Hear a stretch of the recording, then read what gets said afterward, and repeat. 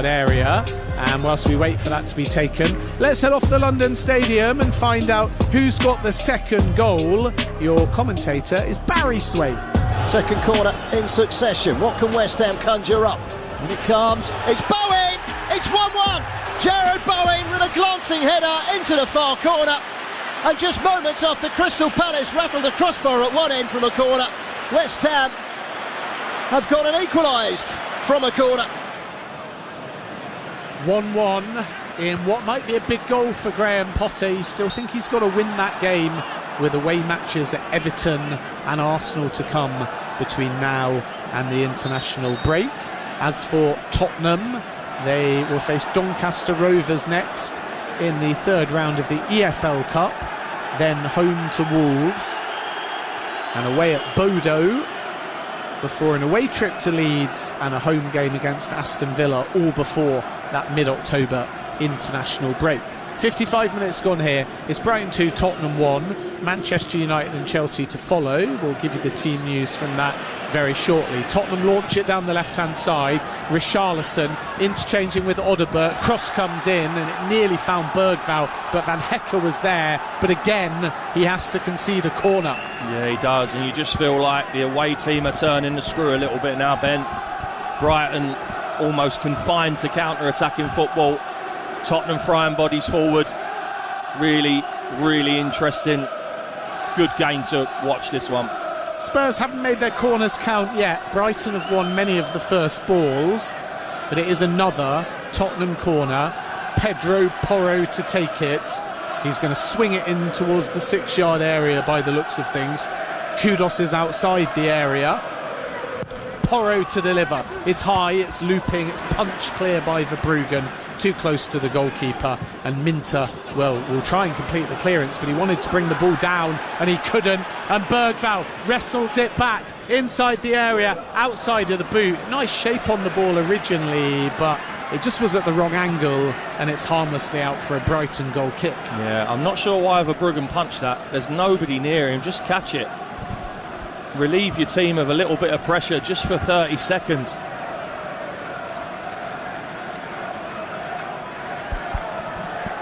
Thomas Frank with a tactics whiteboard, maybe thinking about his first change. It's maybe geared towards Xavi Simons coming on in the centre and trying to find a bit of creativity as Spurs almost win the ball back and force it into the path of Richarlison. They did ever so well in the centre of the park, but it was just too strong for Richarlison. But that was half a chance. Not a difficult pass either, Ben.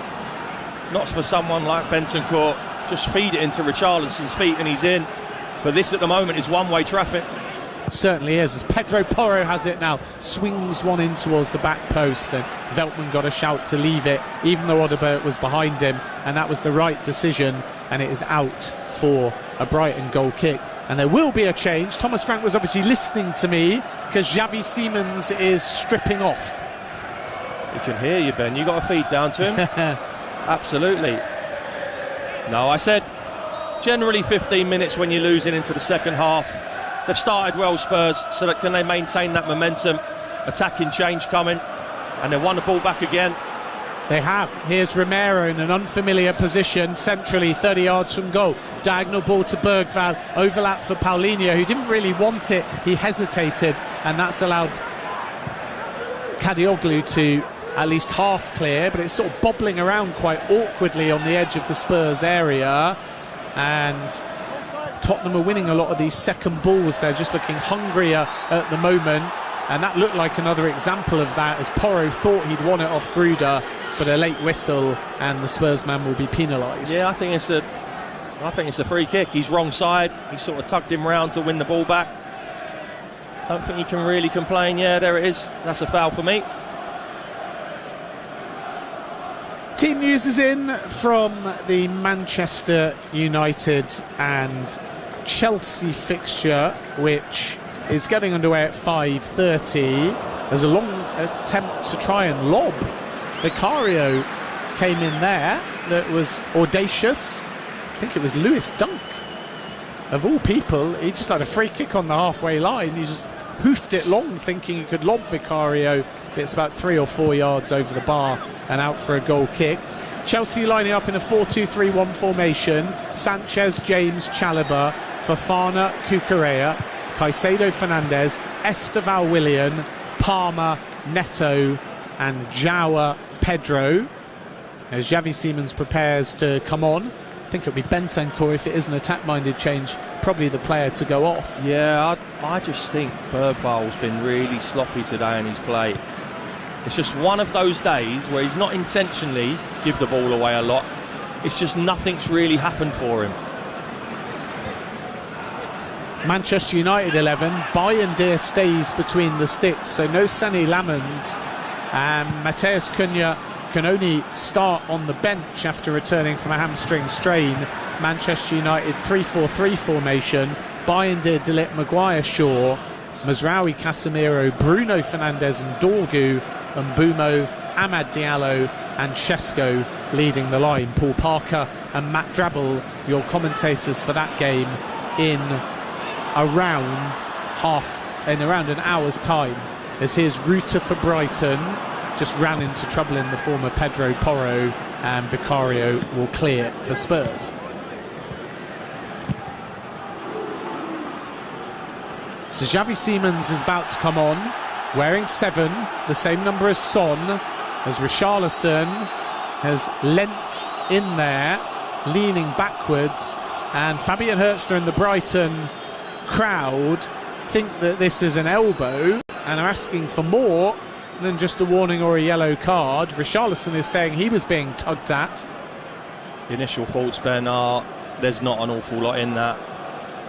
We'll have to have another little look at it. Again, I think the defender has bought the free kick. Richarlison's backing in. Defender's not giving any leeway. And it will be Bentancur off and Xavi Simons on. Good call, Ben. Definitely think Frank now has got us in his ear instead of his coaching staff at the top of the stands. So this was just Richarlison leaning into Kadioglu, and I think inadvertently he's kind of just nudged him in the throat area. There's nothing too much in it. And no punishment given by the official Chris Kavanagh. 60 minutes gone here. It's Brighton 2, Spurs 1. But Tottenham looking the more likely to get the next goal in this game. You'd say so, but the way this game's gone, Tottenham are overcommitting, and if Brighton get that little bit of quality on the counter, they could hit them again. James Milner is about to come on for Brighton, and if that's a like-for-like swap, it might see Gruder depart.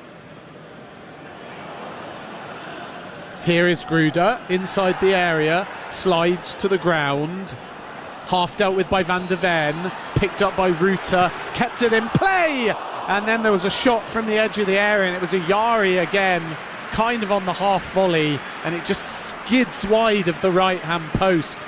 Gruder did well to keep the ball alive, as did Ruta, who stepped in front of Van der Ven and then just hooked it back to the edge of the area, and first time on the bounce Ayeri hit it, and he actually made pretty clean contact with it, but it just fizzes wide of the right hand post. Yeah, he did, didn't he? He just cut across it that little bit under a little bit of pressure, but Ruta done exceptionally well to keep the ball alive in the first place, I think.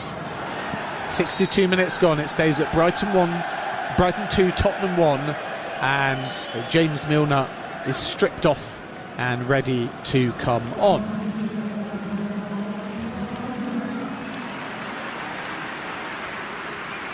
Milner, who is now 39 years of age and still going strong, and it will be Gruder who departs. Milner, who joined Brighton from Liverpool in 2023, and today was making his 886th appearance, which is incredible. Amazing career, a fantastic pro, clearly has looked after himself, has got better with age, has gone from a very direct winger to a midfielder, an organiser, and someone that most people would want in their squads for sure.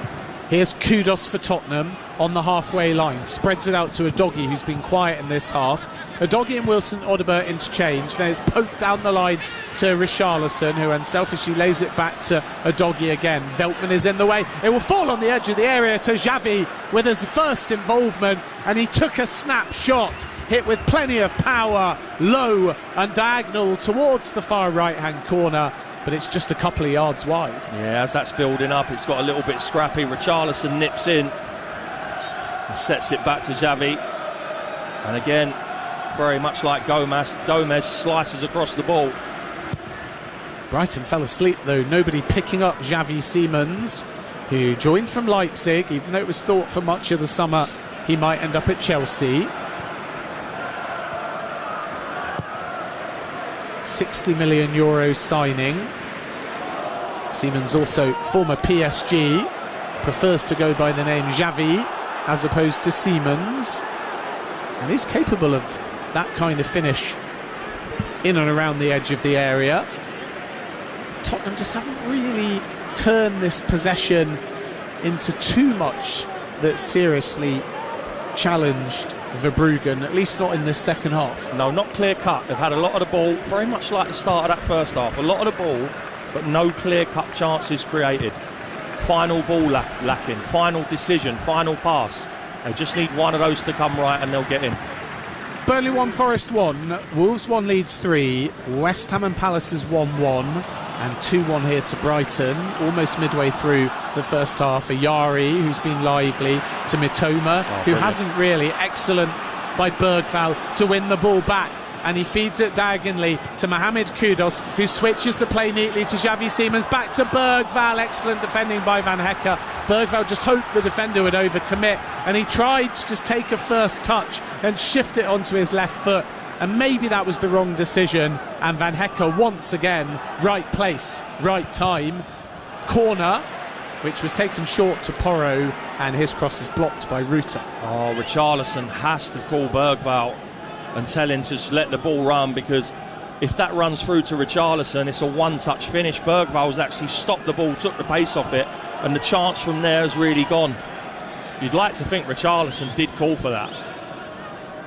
Yeah, Bergvall hoping to take a touch and move it infield when Richarlison was behind him. And off the corner and the deflected cross, Tottenham have to settle for a throw-in here, level with the penalty area, near right-hand side. Bergvall to launch it in first time, and that's kind of bread and butter for Lewis Dunk. He half clears with his head. Porro to Bergvall again, up against Diogo Gomez. He cuts in field, the cross is going to fall. Oh, it should have done to Kudus, but he just couldn't bring it down. He took his eye off that ball. Had he not done so, that might have been a chance. It would have been a chance. Counter-attack, as James Milner loops one down the right-hand side, where Minter, who hasn't had too many opportunities to run at Udogie this half, will fall to the ground, doesn't win a free kick. Udogie good strength, and it will be brought away by Spurs. Udogie's been excellent on his return, I have to say. Really good performance from the Tottenham left back. Xavi Simons carries the ball 10 yards towards the edge of the area on this far left-hand side, down the line to Richarlison, who's well policed by Van Hecke. Back it goes on the edge of the area, this time to Paulinho, who plays a square ball to Romero. Romero looking for options, not much movement ahead of him. Van de Ven out the left-hand side. Wilson Odobert against Veltman, cuts it back to Xavi Simons, took too long to cross it, blocked by Milner. And this is the problem for Spurs, it's all very patient, but they're not going anywhere. Xavi Simons again, into the area, tries to find the far right-hand corner, and that was a better effort and a really good save by Verbruggen to get down low to his left-hand side. Brighton backing off Xavi Simons, particularly James Milner. He was just trying to squeeze it, pass it, caress it into that far right-hand corner as he looks at it. Verbruggen's left, and that's a really smart stop, and it's out for a corner. I've got to tell you, that is a top save, because Xavi allowed to pick the ball up on the left wing, run in, cut across the box. No one's laid a glove on him.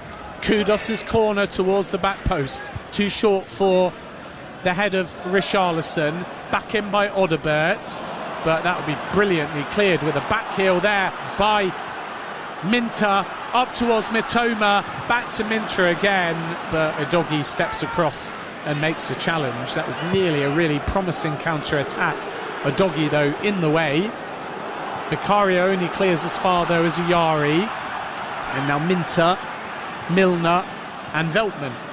Game very open all of a sudden. You can certainly see the next goal could come from either team, the way this game's going. Tottenham having the majority of the ball, pressing, not really creating a chance. That Xavi chance is the best they've had in this second half. But then they're overcommitting, and Brighton have only got to find one or two good passes out, and they'll get in for their third. Brighton 2, Tottenham 1, 68 minutes gone on Premier League Live. Ben Jacobs and Kevin Watson with you. There's been another goal at the London Stadium. It was 1-1 in that game. Here, Brighton 2, Tottenham 1 on Premier League Live. And the ball is at the back with the Brighton goalkeeper Verbruggen, who just hurls one long, and Vicario will gather in his box. And Brighton need to find a way of hanging on to the ball for a bit longer, because it is wave after wave of Tottenham pressure at the moment. Bergvall hustling for it in the centre of the park, and he wins it. Worked out to Kudos on the right-hand side, who skips away from Kadioglu. Kudos passes it in. Bergvall leaves it, and Xavi Simons hooks it wide of the left-hand post. And that time, having not left it for Richarlison a moment ago, Bergvall made the right decision, dummied it, but Xavi Simons off the bench fluffs his lines. Needs to be a goal. It's brilliant from Kudos again. That time, it's a lovely little step over from Bergvall, isn't it? And then Xavi, he almost he scuffs it, doesn't he, across goal. He doesn't get enough purchase on it, and it goes agonisingly wide for the Tottenham man. It's almost like he wasn't ready for the dummy. Here's Kudos for Tottenham, switches it onto his left foot, edge of the area.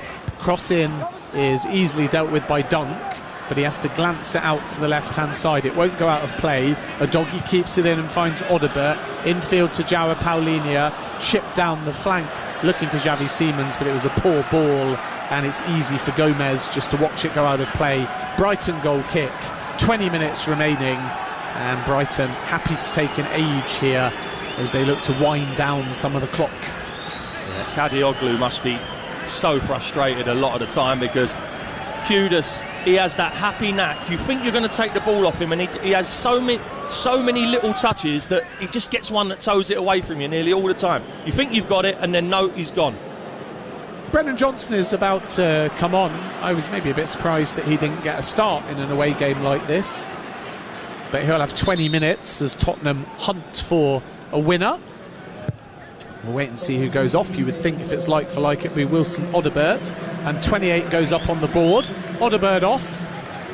Has struggled in the second half, Odobert, to get that involved. Yeah, he has a little bit. He's had a couple of decent little runs, but never really gets involved as much as he should, in my opinion. But you've got the hat-trick, you've got 3 right now, Ben. I mean, they've all been kind of like for likes. You're going to take the match ball home? Although I suppose Bentancur, Xavi Simons was... I thought Bergvall would have come off, you know. Yeah, but if you're going to try and win the game... Yeah, that's the thing.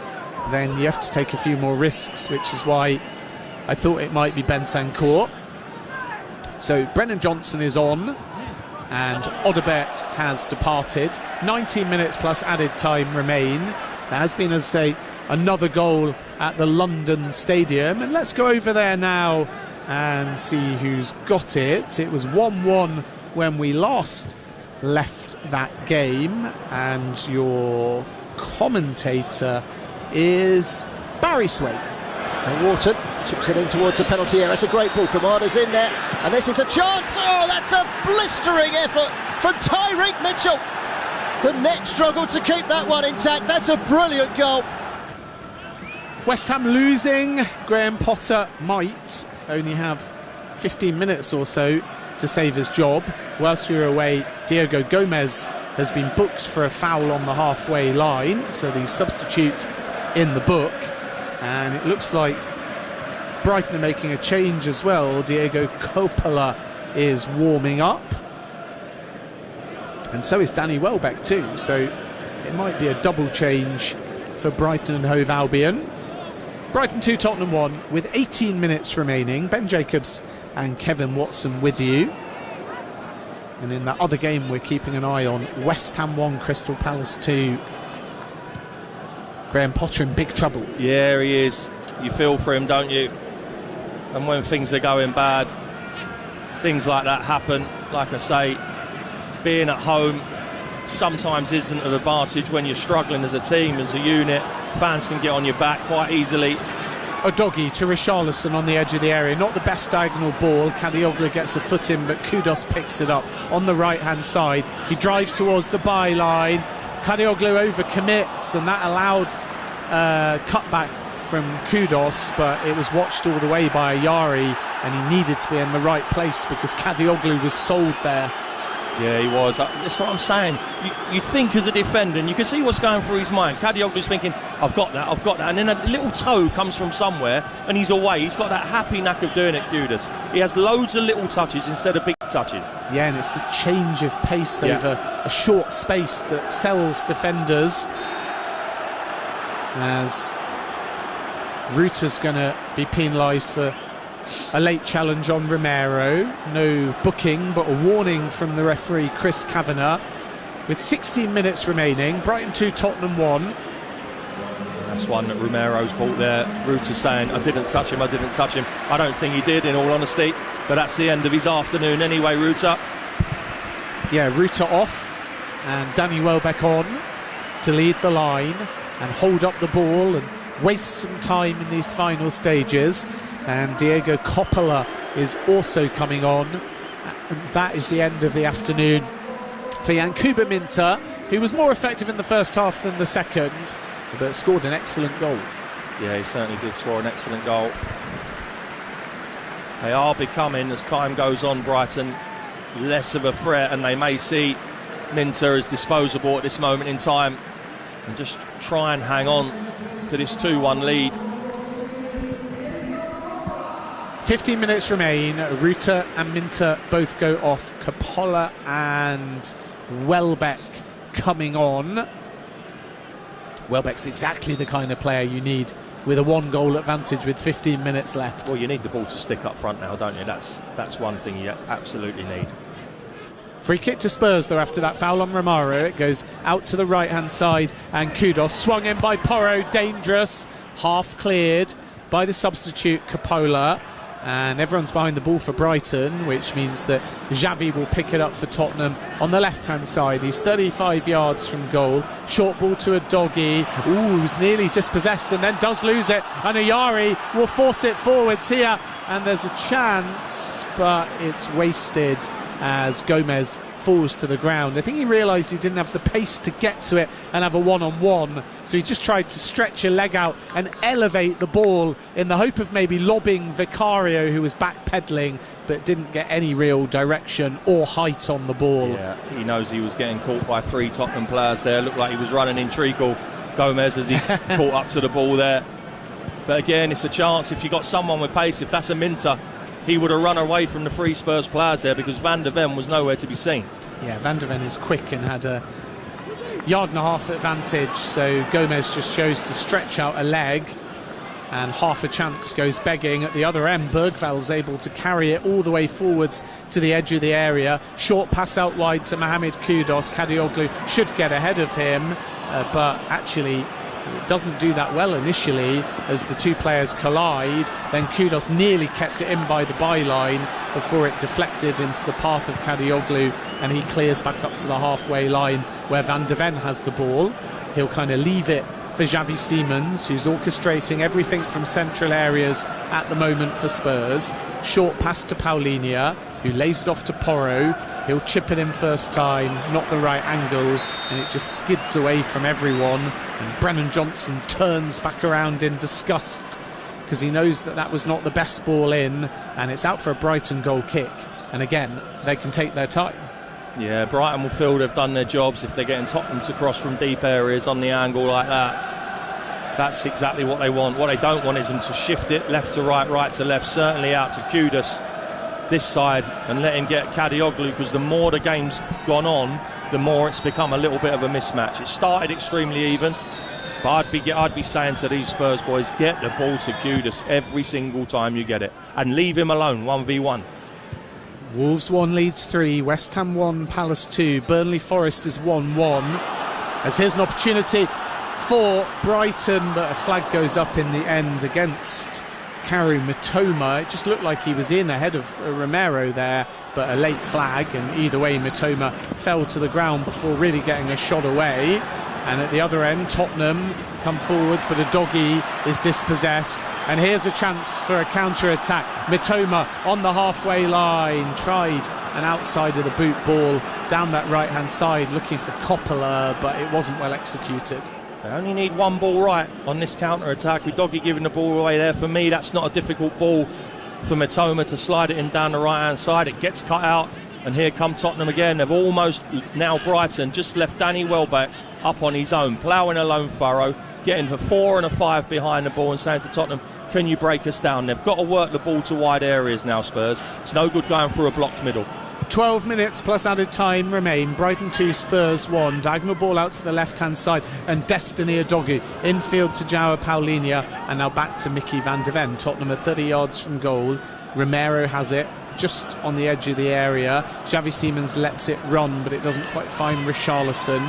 It's half cleared. Everyone's behind the ball for Brighton. Mickey van de Ven has it. Short ball against Destiny Udogie down the left-hand side. Quite tight at the moment in wide areas, as Brighton are basically playing with a back five. Absolutely.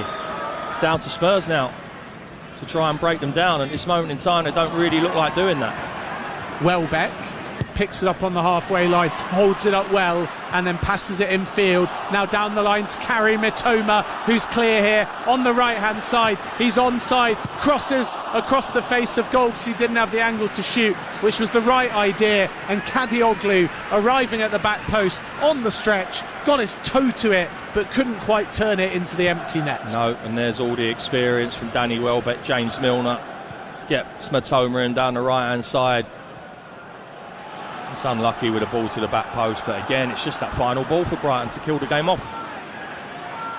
Welbeck is dispossessed by Paulinho on the slide. Previous chance, it was Porro playing on Mitoma.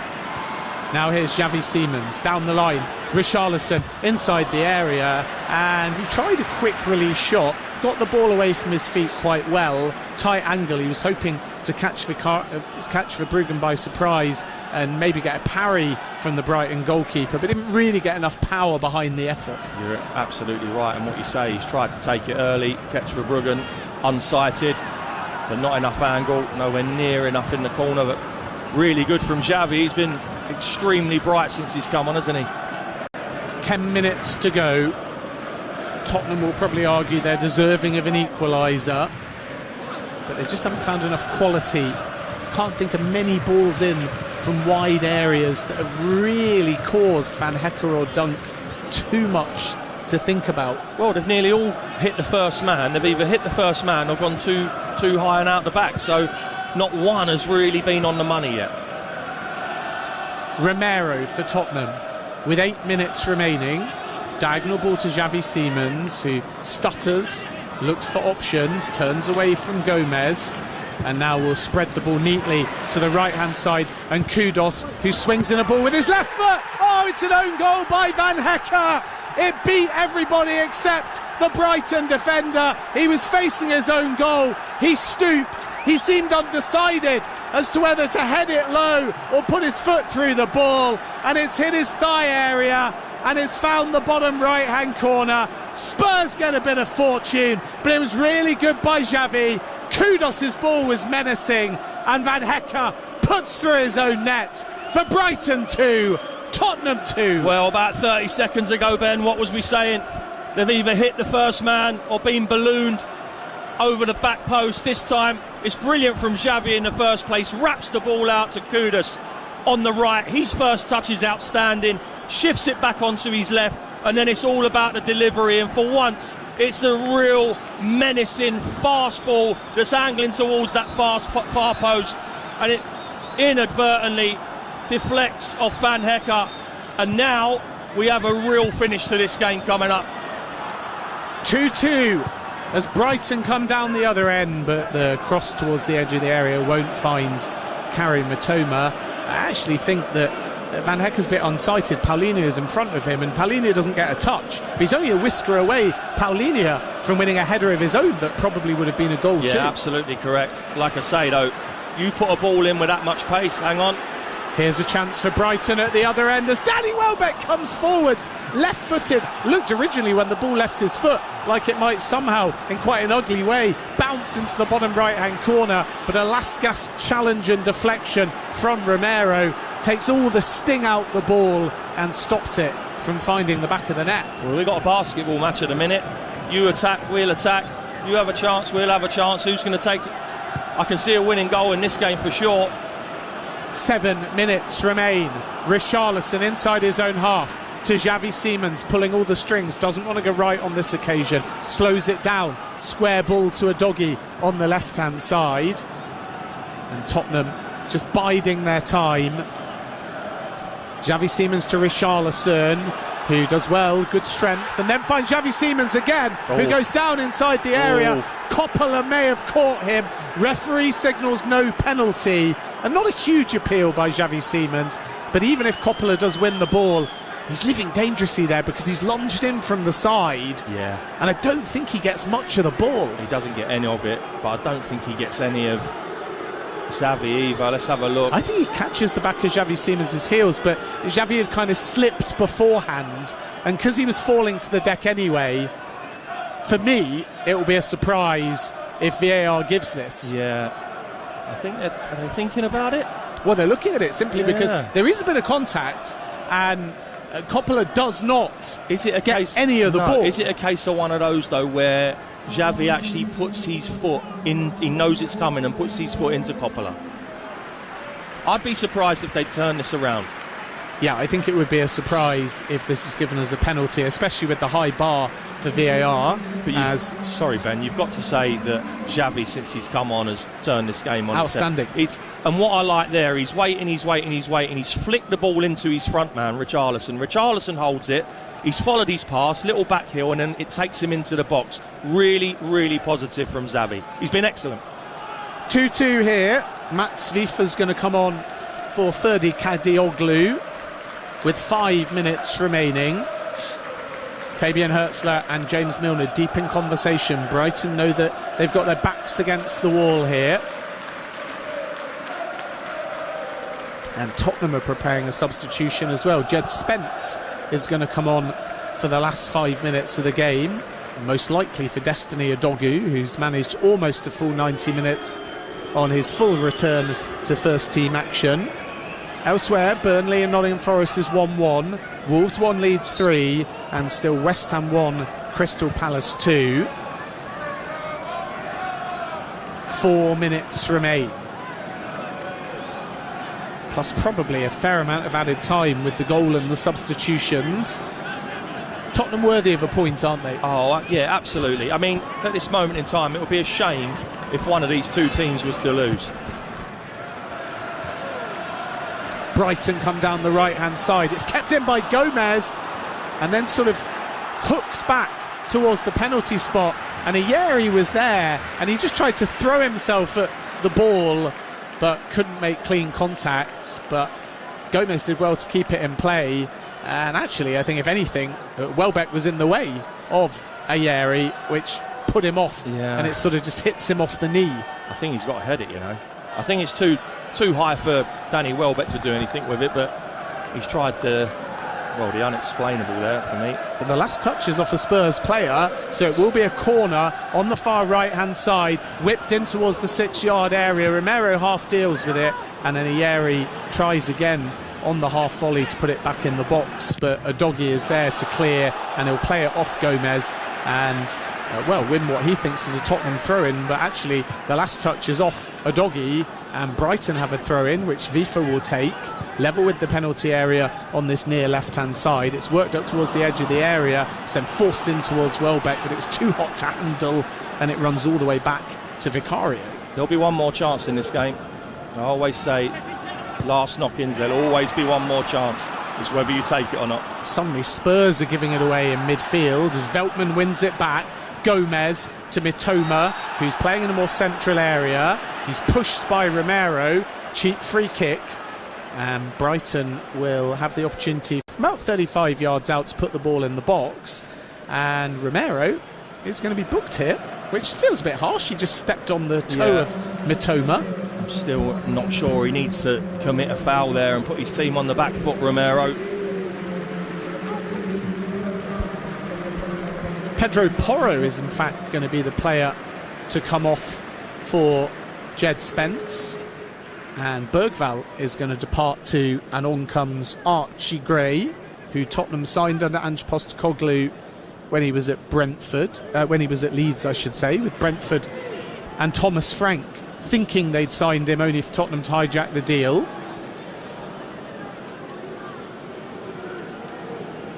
So free kick to Brighton here.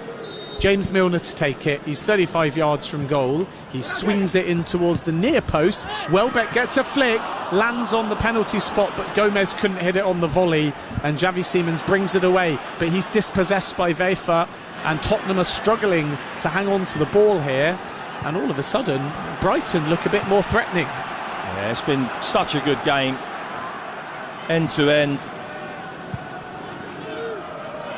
We understand there'll be 4 minutes of added time, which hasn't started yet. There's 45 seconds remaining.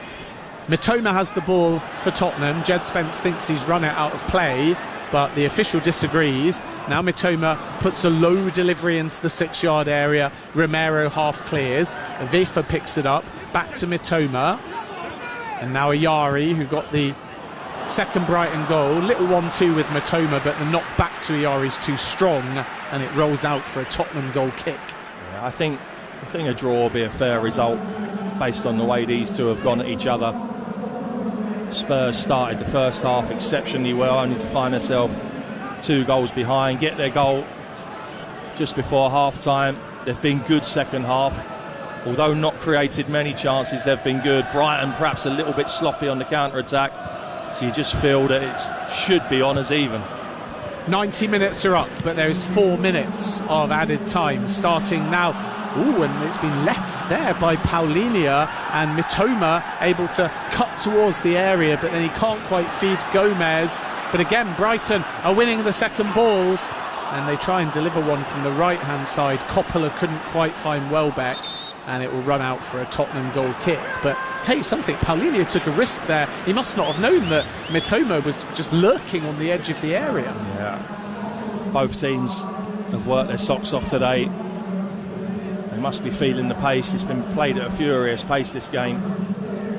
Rain is now coming down, and quite heavy, and we have 3 minutes of the 4 remaining in this game. Wolves 1, Leeds 3, Burnley 1, Forest 1, and still West Ham 1, Crystal Palace 2. And you fear for the future of Graham Potter unless he can find at least an equaliser in that game. Tottenham from the goal kick still have the ball inside their own half.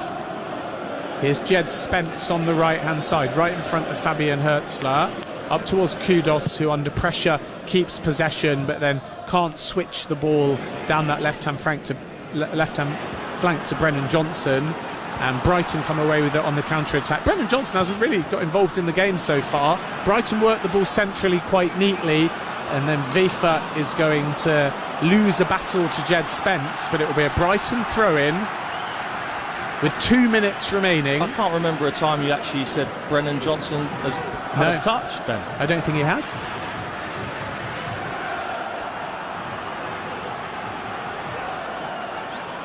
Max Wefer with a Brighton throw-in. Looking for options. He goes backwards to James Milner, who will swing one in that looks a bit too close to Vicario, and is. And the Spurs goalkeeper trying in a hurry to force the ball forwards. But he's slowed it down. He has to take his time here now because the 8 seconds are almost up. Took a liberty, didn't he? I think Tottenham are happy with a draw now, you know.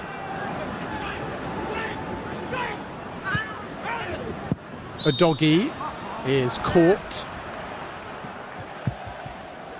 and Gomez has to be a bit careful here because he's been booked. No suggestion that was a yellow card though. We've got about a minute remaining, and Tottenham as Kevin alluded to, in no real hurry at the moment. They're just passing the ball at the back, winding down a bit of the clock. Archie Gray, though, down the right-hand side, helps it on to Mohamed Kudus on his left foot, looking for options. Kudus more central, tries a shot. Oh, it deflects off Dunk, and it nearly found the top right-hand corner. And actually, Verbruggen had to shuffle across and make a smart save for a Spurs corner. Wasn't well hit at all, but the deflection was wicked, and it nearly resulted in a Spurs winner. Wasn't it just? Obviously, we've had this downpour, continuous downpour. Pitch has become increasingly greasy and slippery. Tottenham corner. Added time is almost up. 4 at the back post, including Richarlison and Mickey van der Ven. Xavi Simons, Archie Gray, both in the 6-yard area. Mohamed Kudus to take in what might be Tottenham's last chance. Can they get a snatch and grab and take all 3 points from Brighton? Kudus' corner from the near right-hand side. In it comes, in the rain. Swung towards the back post, decent delivery. Dunk half deals with it, and then Mitoma glances it out to the Tottenham left, where Richarlison is under pressure, but he'll win his side a throw-in, and he takes it quickly down the line to Brennan Johnson, who can't control it with his shoulder, and it is a Brighton goal kick, and that might just about do us. It's Brighton 2, Tottenham 2. Yeah, enthralling game. Like I say, it would have been harsh for one of these teams to walk away with nothing. Looks like it's going to be honours evening on the south coast, but yeah, fitting result if it stays like this, I think. Into the final few seconds, the goal kick by Verbruggen is picked up by Kudus. He does ever so well down the right hand side to Archie Gray, back to Kudus again, but he just miscontrols it, and Vifa picks it up for Brighton. And now the added time is almost up as James Milner's kicked from behind by Richarlison. Free kick to Brighton. Milner wants to take it quickly. His long looping diagonal ball is going to be intercepted by Spence, and it's all the way back with Vicario. Added time is up, and that should just about do us. 95 on the clock. Final few seconds, and there is the full-time whistle, and Tottenham fight back to get a hard-fought point due to Van Hecke's own goal, and they're worthy of at least that. 2-2 feels like a fair result, Kevin Watson. Yeah, I think so. When we got in and around that added time, I just felt that they've both traded blow for blow in that second half, and then they almost have gone, okay, we'll share the spoils.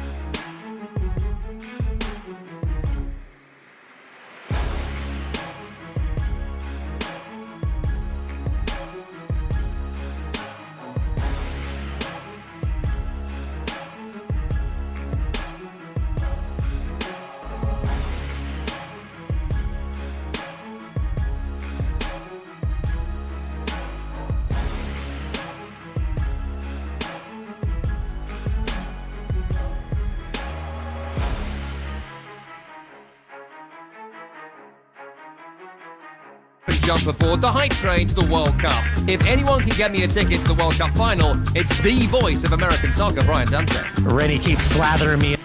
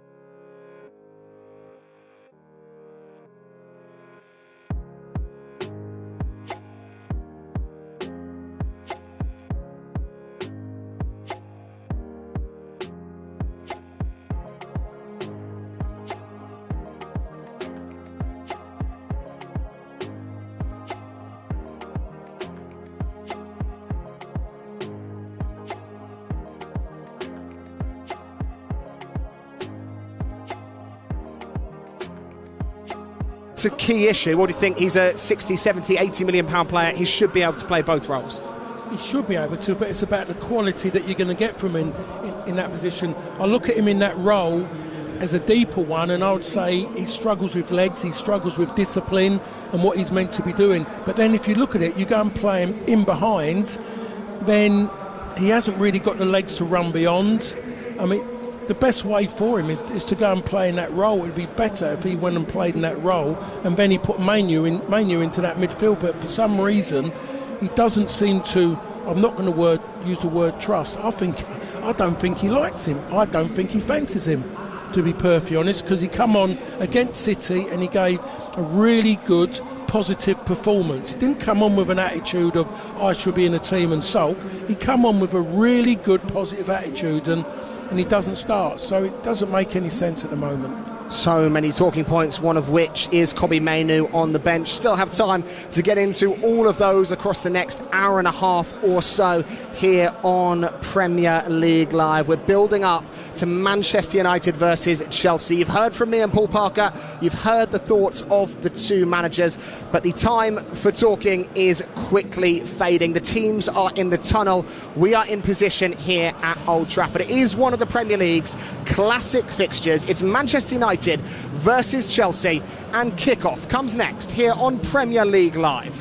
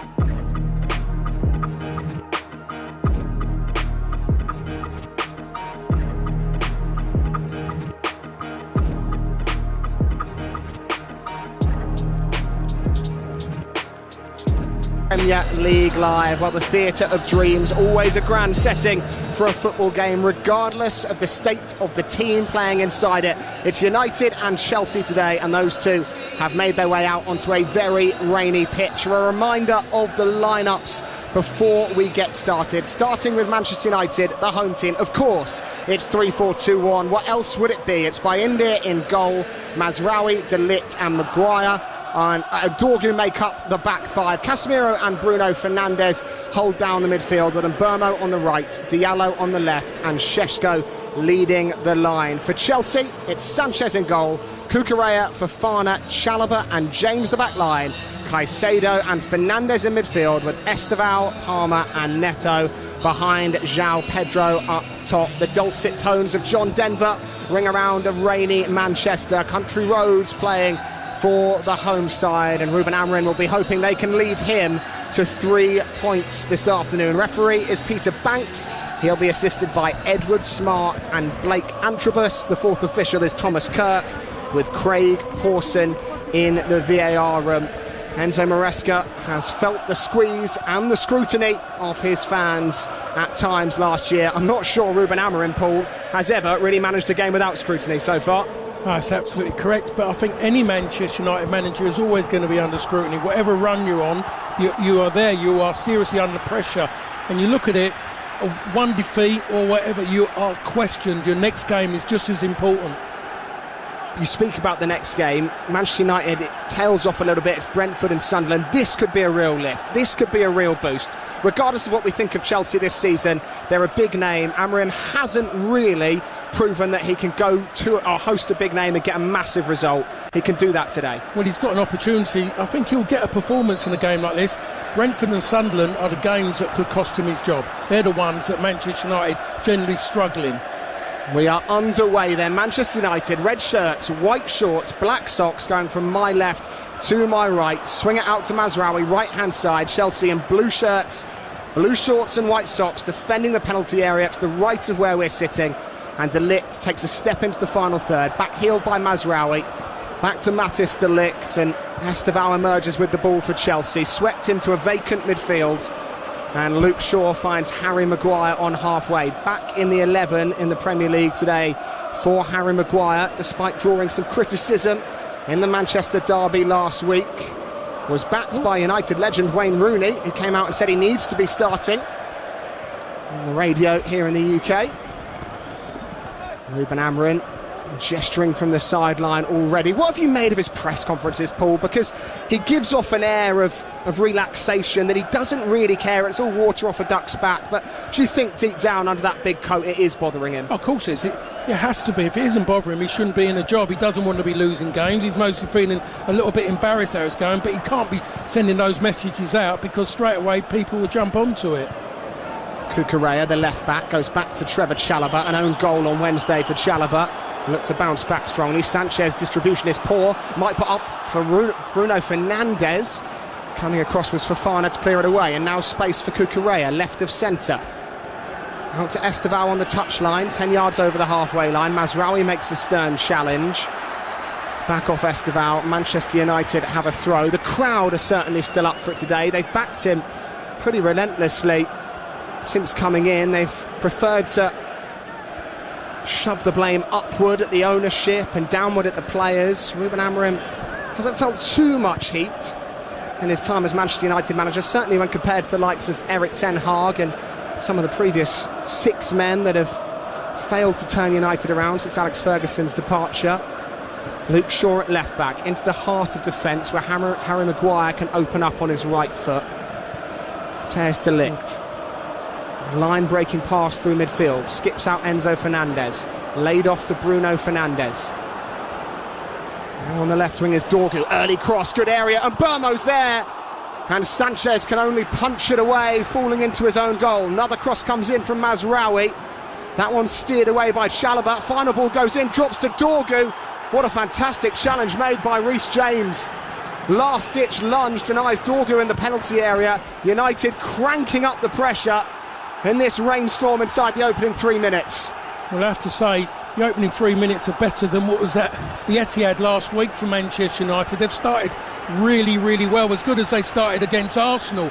The problem is scoring goals, taking opportunities while you're in this kind of form. And they need to do that. They need to go out and score the first goal. Two deliveries of real quality. The first hit by Dorgu, swept left-footed across the penalty area. Šeško on the stretch couldn't make contact, and Burmo did with a header. That was saved by Sanchez. Another delivery put in, fell back to the feet of Dorgu, left-hand side of the penalty area, and only right back Reece James sliding in denied him a certain opener. 3.5 minutes gone. You're listening to Premier League Live. I'm Matt Drabble. Paul Parker's next to me. And United certainly not playing like a side 17th in the table in these opening 3.5 minutes. Long it goes off the boot of Bayindir, nodded on to a Burmo. Out comes Sanchez, and Burmo's gone round him. Sanchez has taken him out, has he? Yes, says the referee. What colour will the card be? Peter Banks has given a free kick. It's outside the penalty area. The hand goes into the pocket. The red card comes out. Disastrous for Sanchez.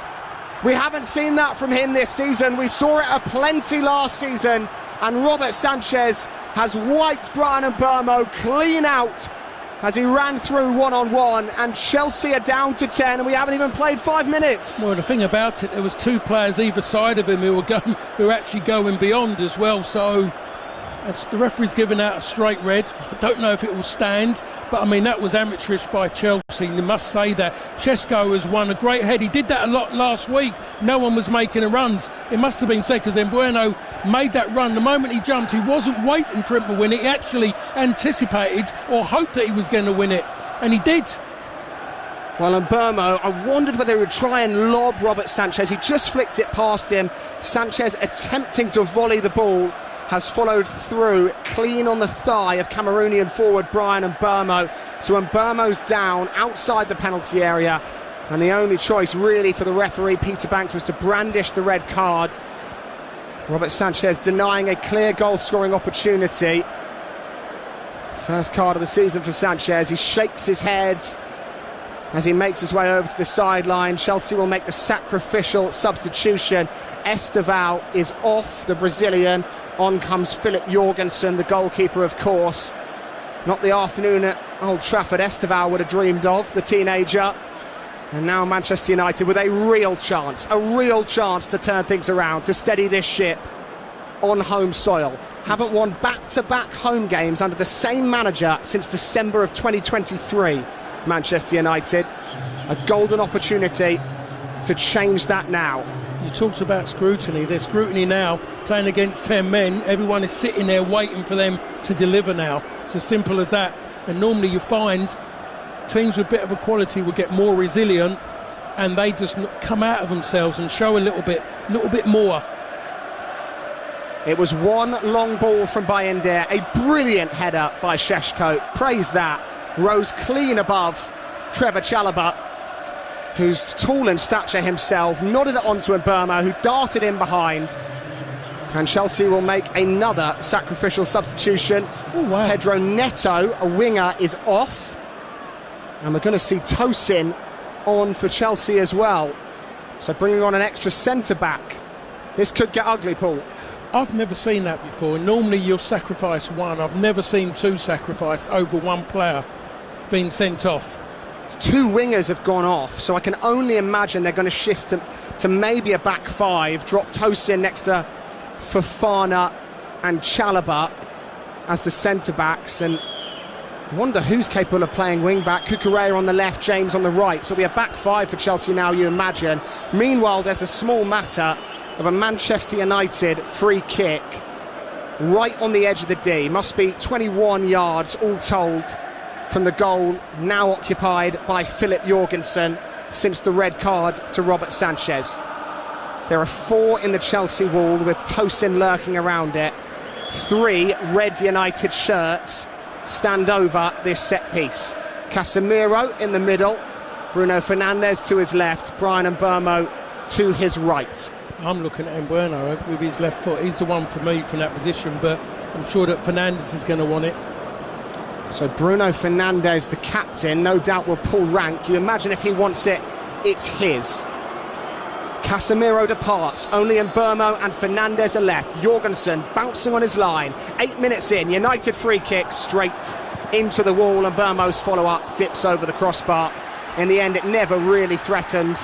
Tamely hit into the wall United leave a chance of begging, Paul. Yeah, I mean, I'm just looking at that. Always seemed like a left footer to me. Always looked better for the left foot. It was too straight for a right footer, and he always looked like he was always going to go to the keeper's right, which was his strongest side, and the ball was heading in that direction before he got blocked.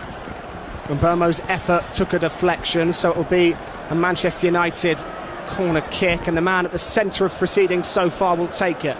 And Burmo over it. The red shirts flood the penalty area. An in-swinger from the right-hand side. Chelsea markings only. Into the 6-yard box. Maguire rises highest. Cucurella helps it on its way. Back in from Mbeumo. De Ligt's underneath it. Brilliant punch by Philip Jorgensen.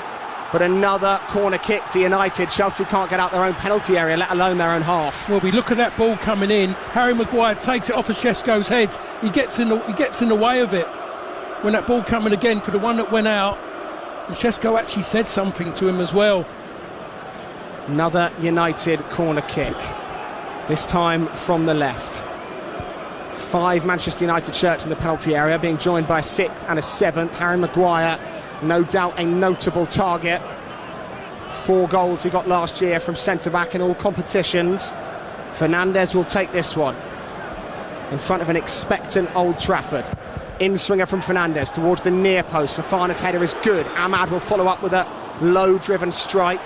João Pedro away, and finally Chelsea can get up the pitch, but only for a moment. Mazraoui on it for Manchester United. One thing that I would say now is that they need to calm down a little bit. You don't want the fans are shouting and shouting for blood now because they're up against 10 men. You could end up getting caught out by a counter-attack. Just got to remain a little bit more calmer. Dorgu twisting and turning his way into that left-hand channel. 1-2 with Fernandes, back to Dorgu. Cross goes in. Mazraoui was waiting for it to drop into his path, but Tosin steers it away. It is at fever pitch inside Old Trafford. It's not a stadium that's been known for its atmosphere in recent years. In fact, it's been an aspect that's been largely criticised, the Old Trafford atmosphere, but right now it feels ready to explode. Mazraoui, darting run made by Šeško. And Mbeumo looking to switch it onto his left foot on this right flank. De Ligt plays it into the middle of the park. Harry Maguire can carry it through the centre circle and find Luke Shaw. Luke Shaw roared on by the home crowd. Left wing is Dorgu. Now Bruno Fernandes thinking about an early cross. Instead it's into the middle for Casemiro again. 30 yards out. United just toying with Chelsea.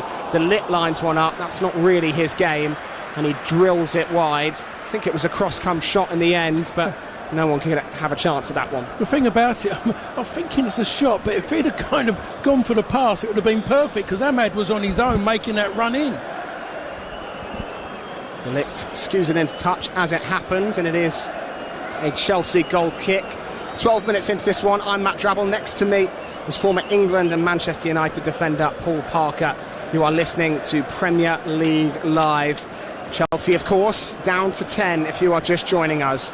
Robert Sanchez, 5 minutes into the game, taking out Brian and Mbeumo, who was driving forwards. Headed on by Enzo Fernandez, but straight to Harry Maguire. Not sure Chelsea have had a kick in anger since we kicked off. And Mbeumo down the line.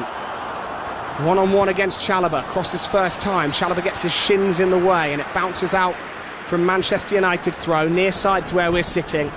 10 yards from the corner flag. The rain is relentless here in Manchester today. He's hammering down. Cole Palmer shielding his eyes. Try and get a clear view of Mazraoui, who's on this right wing. Back to De Ligt. United don't need to rush. You've made that point already, Paul. They seem to be caught up in this energy and this emotion. They can take their time in this game. Yes, exactly right. There's still plenty of time to go. At some point, Chelsea are going to have a little bit of joy with the ball. At the moment, they haven't had more than 2 touches of it since the sending off. Fernandes out to Dorgu. Patrick Dorgu helped out to Shaw. Chipped forward for Fernandes. Tidy idea, but Fofana read it and volleys it away on the slide. United will have a throw 15 yards from the corner flag on that left wing, and Patrick Dorgu will be the man to take it. He's going to line up a long one by the looks of things. Chelsea have had their problems defending long throws. Conceded one against Brentford in their last Premier League game. Instead it's short to Shaw. Luke Shaw, 5 yards in from that left touchline. Bruno Fernandes next to him, back to Shaw. Neatly worked, but Shaw couldn't keep it in play. That was poor from Luke Shaw, really poor. He's got to get to that ball first before he starts looking forward and what he's going to do next. It was too tight, he had to get to that ball. Another player that's drawn plenty of criticism this season, Luke Shaw, particularly over Haaland's second in the Manchester derby, where he dove in to win a ball, creating space for Haaland in behind. It'll be hard-pressed to find a Manchester United player that hasn't been slated in some way, shape or form since we got underway in the 25-26 season. Here's Ahmad, outside of the boot ball, will run slightly long from Mazraoui. He can cross regardless. They're queuing up at the back post. Dorgo and Fernandes has tapped it home. Manchester United lead at Old Trafford, and it's the skipper that's notched. Patrick Dorgu heading it back across goal, and Fernandes stabbing it in from close range. It's United 1, Chelsea 0. And it was just pretty simple, really. The ball was just delivered into the box. That's what's just caused the problem. It's something which has become a little bit of a dying art in the game, of people just getting the ball into the box as early as possible. If you keep doing it, people will make runs. And Mazraoui just gets to the ball and he just delivers it into the box, gets headed across by Dorgu, and I think we might be looking at an offside here, to be perfectly honest. I think his head shoulders are just in front. I think we have to, yes, he's offside, will be taken away. Thought it was too obvious, to be honest, to be allowed. My gut reaction when I saw it tapped in was that he had strayed offside, and I'm sure we'll get word of whether that's being checked momentarily. Patrick Dorgu headed it back across goal. You have to credit the delivery from Mazraoui. He was off balance, he was running away from the ball. A right footer, right channel, hooked his foot around the ball, lifted it into the back of the penalty area on the left-hand side of the box. Dorgu's headed it down across the face of goal. Fernandes has slid in and tapped home, but I think this is going to be ruled out. Peter Banks has just touched his ear, and I think VAR will be having a look at it. I don't know why it's taking so long, to be perfectly honest. I saw it straight away, but the bonus is that Mazraoui's knocked it early, didn't have to touch because Cucurella would have closed him down and he wouldn't have been able to cross it, and that has allowed Fernandes to make a run. He's just gambled on it because he believes that Mazraoui's going to hit it early, which for me is fantastic. Got to keep doing that. This will be taken away, and I don't know, again, I'm saying it again, Matt, why is it taking so long? Referee Peter Banks, just a conversation with Cole Palmer. If there's one thing that you can say about Manchester United in these opening 15 minutes, the quality of delivery and distribution has been fantastic and not been what we've seen so far this season from the Red Devils. A few times they've put in some really wonderful crosses. That one was converted, but it seems as though it will be ruled out. Enzo Maresca waiting. It's amazing, really. They've got to be looking at something else. This is absolutely incredible. So Peter Banks gestures and the goal has been given. Manchester United do take the lead. Well, for all the replays we saw, it looked as though Bruno Fernandes had strayed offside, but I just wonder whether it's a non-goal scoring part of his body which is offside, and therefore he will be ruled as on. The goal has been given. They took their time, but the correct decision in the eyes of the VAR team has been finalised, and it is Manchester United 1, Chelsea 0. Bruno Fernandes, the skipper with his second of the season, has given United the advantage on home soil. A long way for Chelsea now, a goal down, a man down, and plenty of football to be played. Well, I mean, that one is, I don't know, I'm not really understanding this. It must have been so much, well, shirt sleeve or whatever. Yellow card goes the way of Casemiro for a late lunge in midfield. It was a lunge without any contact, by the way. Enzo Fernandes has gone down so easy. Casemiro now on a bit of a tightrope, and Chelsea will be looking for any chance they can to even up the numbers. I suppose the one thing you could say rather cruelly to Ruben Amorim is, even if Manchester United are to go on and make this a comfortable victory or hold on to this lead, it's not particularly going to do a lot to boost his standing with the fans or the club, because he's been up for 11 men for 85 minutes. Meanwhile, Dorgu is carrying it forward again. Fernandes first time to Mbermo, outside the penalty area, right-hand side. Left-footed curler is over the top of the crossbar. Yeah, I mean, you just know he's going to go and do it, but he normally does hit the target, and he's doing a lot of things early, and that's what normally catches the keeper's eye, 'cause he hits things so early, and Burno.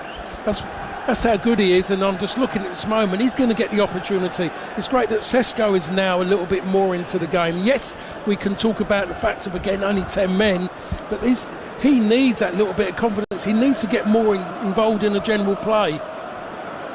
We are now seeing the lines drawn on our monitors, and it is the outside of the boot of Trevor Chalobah which is keeping Bruno Fernandes on. His right leg had just strayed slightly towards his own goal, and that has kept Bruno Fernandes on as he tapped home from close range, middle of the penalty area, inside the 6-yard box.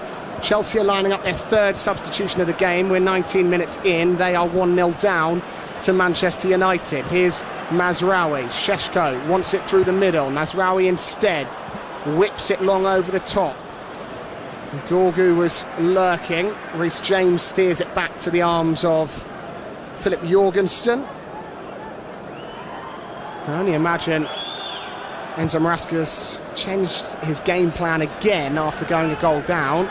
João Pedro jumped into De Ligt, and it's nasty from João Pedro. Jumped with his arms raised, and unfortunately for the Brazilian, he does have history of that as well.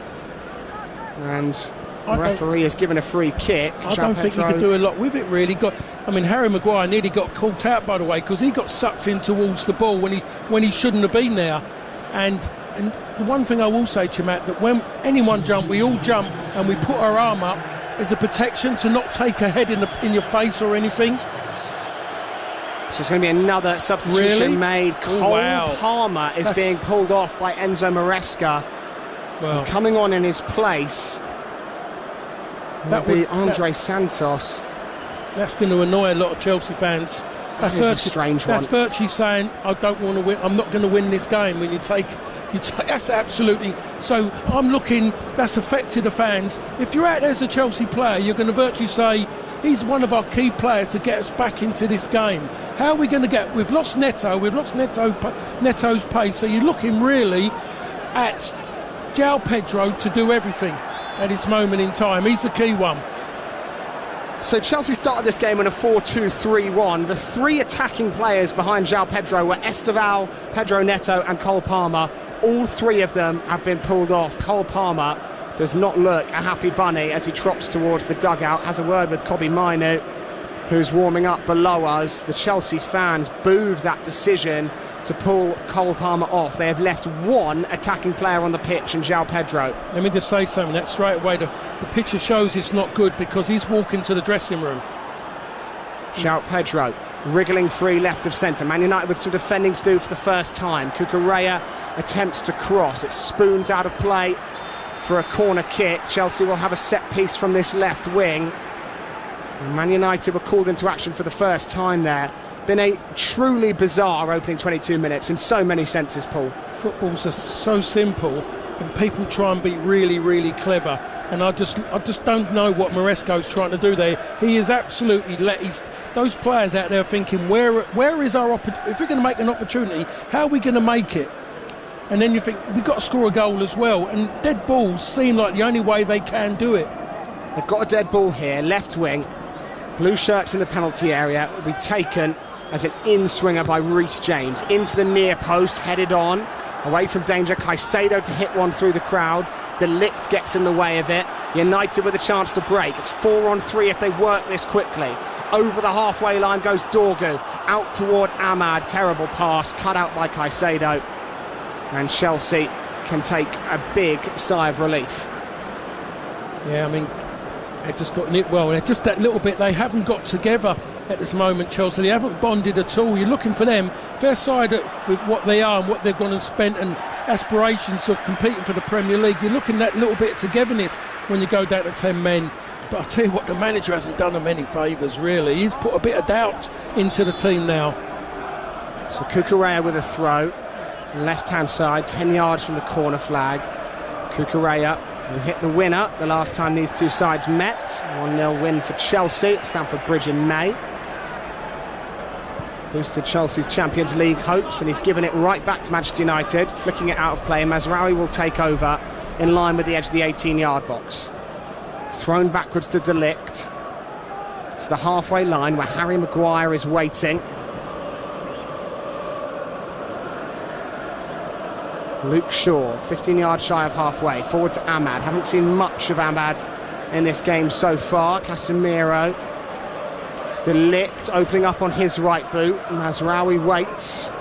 Chelsea trying to hold firm in that back five at the moment. 5-3-1 seems to be the shape. No, it seems like a little bit of a 4 because Cucurella seems like he's pushed into midfield, which I'm looking at now, Matt. I'm just looking at his starting position and over the top to Šeško, seen off the ball by Tosin. Šeško will nibble back at him. Helped backwards to goalkeeper Philip Jorgensen, who's angling one out to this left wing. Chelsea looking very short of ideas. Understandable when you're down to 10, but they have struggled really to string a pass together. And it doesn't bode well for the length of time they've got to endure this game. Cucurella down on the deck. He's gesturing that he's been charged into. I'm not sure the referee, Peter Banks, is interested. no, he's tried to play a game now. He's tried to get a player sent off just by saying his arms hit him in the head, and he's caused that injury himself by trying to make a situation. Very, very fortunate he never injured himself there, what he tried to do there, Cucurella. Very poor, and now he wants to talk to the referee about getting elbowed in the face. Hopefully Reece James is standing next to him to tell him to stop being silly. Took off running. Cucurella ran into Mazraoui as he jumped for the ball, went down clutching his face, but nothing doing for the referee. More appearances than any Chelsea player last season for Cucurella. Also twatted up 7 goals for Chelsea, a career best. Including that one I mentioned against Manchester United. 25 minutes gone in this one. Matt Drabble, Paul Parker, you're listening to Premier League Live wherever in the world you're tuning in from. A delight to have you along for the game. Manchester United 1, Chelsea 0 at the moment. Robert Sanchez's early red card, the talking point, and then Bruno Fernandes scoring 15 minutes in from close range. Chelsea on the ropes. Not looking like getting off them anytime soon. United get it down, play quickly to Mazraoui. Midway inside Chelsea territory, the right wing back. Casemiro tries to chip one over the top to Ahmad. James can read it and steer it back to the arms of the green-shirted goalkeeper Philip Jorgensen. Jorgensen will take his time. Rolls it to his feet, waits for United to come and press him. Well, waiting for an overload to show itself. You're not going to have an overload with 10 men, and Chelsea have put themselves under undue pressure. Chalobah into João Pedro. Wonderful spin from him, though, to get them out of that pressure. Nowhere for him to go. Wide left for Cucurella. A perfect example there of what you were talking about earlier, Paul. No attacking options for João Pedro to pass to. That is the big problem. They can have as much ball at the back as they want, but you've lost three of your threats. Eventually Chelsea just have to hit it long, but Luke Shaw does them a favour by prodding it straight out of play. Chelsea throw 15 yards shy of the halfway line. Fofana will let it bounce and allow Reece James to take it. Rain showing little sign of relenting. Must feel like it's pouring for Chelsea. Everything going against them at the moment. James. Andre Santos, first time ball, pops it off to João Pedro. Finds Reece James, one-touch passing for Chelsea. Making the best of a bad situation at the moment. Caicedo carrying it over halfway.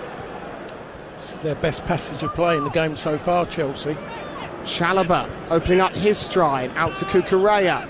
Caicedo, Cucurella again. Content just to keep the ball, the Blues. Caicedo eventually digs out a long diagonal, but Dorgu reads it easily.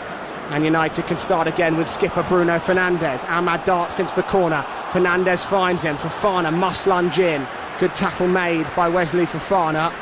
Halting United's progress. They'll have to settle for a throw. Great challenge it was as well. Had to make it. Once he decided he was going for that ball, he had to make that and not make any contact, because he would have been in serious trouble. Earlier on in the day, Liverpool winning the Merseyside derby 2-1. It finished Brighton 2, Tottenham 2. Burnley 1, Forest 1. West Ham United 1, Nottingham Forest 2. Wolves 1, Leeds 3. United back on it with Mazraoui. Cunha on the bench today. It was Cucurella and Mbeumo getting tangled up on the near side. Cucurella loves the role of pantomime villain for club and country. He's not big enough to be a villain, is he really? He goes around trying to play like a mini little hard man, to be perfectly honest, because he's hit him off the ball. There was no need for him to do that. And he's given Manchester United a free kick on this right flank, a few yards in from the touchline. 28.5 minutes gone.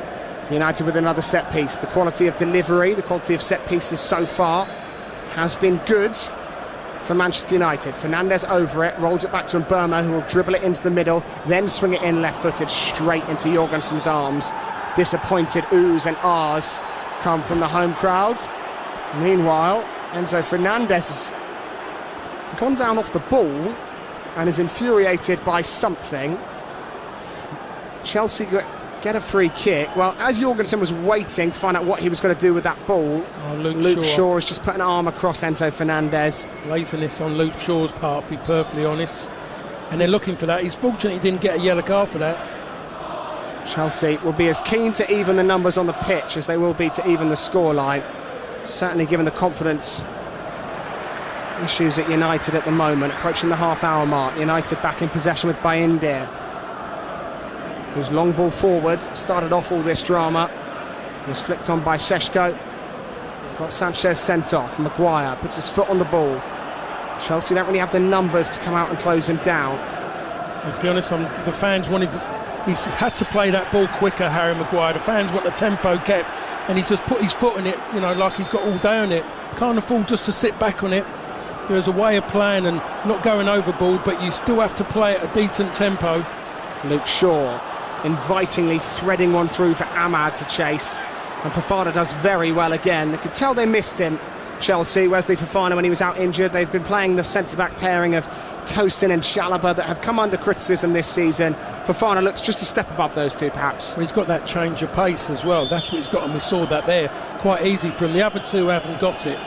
They did try at one point. They tried to make these two as going to be this good centre-halves, maybe the best partnership in the Premier League. But I never thought they were, to be honest. They weren't anywhere near close being as a good pairing, a partnership that's going to compete for the league. Space here for Matthijs de Ligt. Might shoot, instead tries to chip one into the penalty area. Will get another go at it, de Ligt. Finds Fernandes. Fernandes volleys a pass out to Mazraoui, right wing. Up against Cucurella. De Ligt's first time delivery. Tosin nods away, only as far as Luke Shaw though, 30 yards out. Dorgu tussling with James, and James wins that battle. United throw midway inside Chelsea territory. That's becoming a familiar theme. No outlet for the Blues thus far. Mazraoui and Mbeumo one-on-one with Cucurella if he fancies it, and it looks like he does. In goes the cross. Šeško the target. João Pedro can carry it away. He's done very well, João Pedro, juggling it over the head of de Ligt. Gone down as if he's been kicked. Peter Banks was right there and showed no interest, and United will continue. Great bit of skill as well by João Pedro. Wonderful skill, and the ball was just nicked off his toe. It maybe deserved a little bit more, but to try and nick a foul out of it, that was a little bit too much. Looks like João Pedro's confidence levels have just risen from that Club World Cup campaign he had in the summer. Was always highly rated at Brighton, but moving to a club like Chelsea and delivering the way he did in his first 2-3 games seems to have just elevated him to another level. We saw that there, doing keepy-ups, and then flicked it over the head of de Ligt when he went to close him down. In the end, didn't get the free kick he was looking for. You're listening to Premier League Live. Sat next to me is Paul Parker, former England World Cup fullback at Italia 90, former Manchester United trophy winner. United stroking it around the back right now with Harry Maguire. Swept wide to the left for Luke Shaw. Not in a rush, the home side. De Ligt closed down by Andre Santos over the top. Fernandes the target. Caicedo was strong. Still Fernandes emerges with it. Brian Mbeumo into the channel for Ahmad. He snuck in behind the Chelsea back line. No one's found him. To the byline goes Ahmad. Up against Tosin. Not enough room to try what he attempted. And although Casemiro heads it into the back of the net, the ball had already crossed the touchline. Had to do that early, Ahmad. He got there. It's a bit like how the goal come about. You just get in the area to cross it. Don't worry about thinking what you can. Just worry about getting the ball into a decent area for someone to attack. And Ahmad never done that. Never done it. A poor ball with your weaker foot. I tell you what, just do it. And if people run him, but you try and make it perfect. There's too many people in and around the ball, or you could end up taking it out of play as Ahmad done. Ahmad, one of the few bright sparks last season for Manchester United. 11 goals, including that hat-trick against Southampton. A memorable goal against Liverpool as well. Long from Philip Jorgensen. Maguire heads it back to where it came from. We'll test Trevor Chalobah this. Didn't look wholly comfortable, but then recovered excellently after letting it bounce. Jorgensen will be chased down by Šeško. Quickly out the feet of Danish goalkeeper Jorgensen. Up toward Reece James. Dorgu held him off. Fofana on the loose ball. Over halfway to João Pedro. Finally some space for Chelsea. Cucurella to his left, Andre Santos to his right. João Pedro will do it alone into the penalty area, down under challenge. Casts a look towards referee Peter Banks. No penalty, and Mbeumo and Mazraoui will combine brilliantly up this right-hand side. Šeško kills it dead on the chest. Casemiro doing his best to join in. Instead it's left to Ahmad. Checks back right-footed, squared out to Mbeumo. And by the time United have worked it, Chelsea red shirts are back. And Mazraoui hits it into the advertising hoardings. They just took too long, United. They had the chance, they didn't take it. It was overcooked, what they'd done. It was absolutely fantastic. And the ball gets to Šeško, and there was opportunities, but he never hit. The one was to his right, and he never took that opportunity to give it.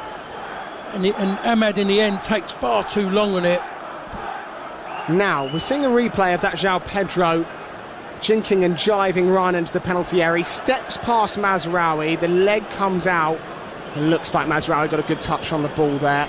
Enzo Maresca's furious. Up the other end, it was Mbeumo and Mazraoui combining brilliantly to work space for Šeško. One of the more entertaining scenes of the match was Casemiro doing his best from midfield, chugging with everything he had to join in on that attack, and still getting there 5 seconds too late at a full sprint. It's all about the taking part. Not perhaps quite as fresh as he once was, Casemiro, Brazilian midfielder. 10 to go till half-time. He's headed it to Fernandes there. United holding on to this lead, but getting a couple of warning signs. Brian Mbeumo, Mazraoui over the top, Šeško chasing, Jorgensen not sure. Just pops it over the top of Tosin's head, but straight to Mbeumo. Here's Mbeumo threading one through to Šeško. He was on his heels. Fofana's there again. Looks like it's going to be a corner kick for Manchester United. And Šeško has made some good runs. He's gone to some good areas. United yet to find him in a position where he can threaten. They will have a corner kick here. He might fancy his chances of getting his head on this one. 55 goals across his last 3 seasons for Leipzig and Salzburg combined. Benjamin Šeško had a miserable first start at Manchester City where he didn't have a touch in the City penalty area. Already looks more promising today with a bit more space. When Mbeumo takes the corner kick short, works the right corner of the penalty area. Mazraoui's cross, good area. Dorgu back across goal. Where will it land? Up in the air from Reece James. Maguire underneath it, headed across to Casemiro, and United have a second. And it's oh so similar to the first. Headed across the 6-yard box, and Casemiro nods it home. Still life in him yet. It's United 2, Chelsea 0. And Casemiro has the Red Devils second.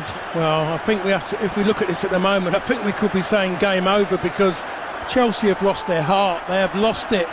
And I'm putting a little bit of that down to the managerial decisions after sending off. It was poor, we have to say, from Sanchez. Poor that the 2 second halves allowed the ball to go straight down the middle off a flick on it. It was so amateurish that. But for the manager to go and do what he done, but we have to look at the goal, and it's quite simple. The ball, and again, box from Mazraoui, straight to the head of Dorgu again. It's a hapless clearance from Reece James. It was terrible. Straight up in the air. It was naive. It just wasn't right. Some afters once that goal hit the back of the net. But Reece James, attempting to volley that clear from inside his 6-yard box, has sent it almost into orbit. It's coming down with snow on it. And in the end, Maguire positioned himself to nod it through to Casemiro, who could nod home. Here's what's happened after the goal. Luke Shaw and Enzo Fernandes getting acquainted. Fernandes judging that Shaw's just bumped him on his way back over the halfway line. Much ado about nothing, really. I mean, that's Enzo Fernandes, Matt. That's what he'll go and do. He's just intimidation. There's no need for Luke Shaw to get involved, to be perfectly honest. You step away and you let the referees deal with it. But where did the goal come from? Another good cross by Mazraoui. He puts it right onto the head of Dorgu. Dorgu heads it down, and Casemiro with the tap-in after Reece James's hopeless clearance, straight up in the air from the edge of his 6-yard box. And from then on, it was always going to be carnage that suited Manchester United. They got bodies around Jorgensen, who couldn't deal with it. And Casemiro with a simple nod in from the right-hand side of the 6-yard box, past a sprawling Jorgensen in the Chelsea goal. And Chelsea now perhaps will just be starting to rue, you know their fans are, the decision to pull off 3 of their 4 attacking players today. It's just absolutely just... I can't figure out what he's trying to do. It's just trying to be far. Meanwhile, Ahmad's robbed Fofana of the ball. Ahmad, left channel, up it goes, and Burmo waiting. Might land at the feet of Mazraoui. Chelsea will break with Cucurella. Sorry to interrupt, No, Paul. you're fine. You had to do that at the time. Everything... It's just moving too quickly at this moment in time. It's sheer naivety and just poor from Chelsea. They're not showing anything at all in this game. I'd expect a little bit of resilience, fight, a little bit of controlled aggression, but they haven't got that. Chelsea. They're in disarray at this moment in time. The manager has caused them virtually almost to panic stations. I haven't seen him come down to the front of the bench to try and organise it too often. He's not doing anything. When he is there, he's just standing there, just watching. Do you think at times Maresca shows us relatively the immaturity of his managerial career? He's 45 years of age. He's not a kid, but he's only been a senior manager really since 2023 when he left the City assistant role. Do you think that shows at times still? I think that has shown. I mean, it happened last season when things at Chelsea going well, when he decided to change the role of Cole Palmer. And it completely disrupted Chelsea, really changed the dimensions of the way they played, and it cost them points. Taking off Cole Palmer was a poor... I don't know what he was looking to get from not having your key playmaker on the field of play when you're losing 1-0 with 10 men.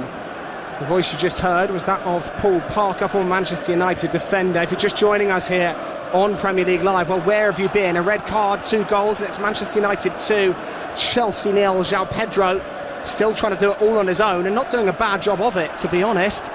Fernandes has to haul him down. Chelsea free kick, and João Pedro on a one-man mission, the only attacking player left on the pitch. And you have to say, he's putting up a good fight. Oh, he's having a good fight. You just worry now, just with people like João Pedro, who has got a short fuse. The more this game goes further and further away from his team, how much is he going to lose his head? They just need to calm it down. United players have to keep calm as well, not get drawn into anything. Kidology is going on a little bit there with Chelsea. They're looking for an opportunity, as you said earlier, Matt, to even it up. Chelsea with a throw right-hand side, 15 yards from the corner flag, poked down the line to Enzo Fernandes. Him and Luke Shaw go at it hammer and tongs again. Luke Shaw wins the battle this time, and Man United are winning the war. 2 goals to the good. The Old Trafford crowd involved now. This rain-soaked day in Manchester, we see Garnacho looking on. Wonder what's running through his head. Departed Manchester United after a falling out with manager Ruben Amorim for greener pastures. Not looking too green and rosy right now. Quite sure it's changed his approach. I think he would have had something planned in his head, what he wanted to do coming back. Šeško chasing down Jorgensen, who will scoop this up at the edge of his 18-yard box. One more game to come today in the Premier League. That is, of course, Fulham and Brentford, a West London derby. That follows us here with Tom Rennie and Hogan Ephraim.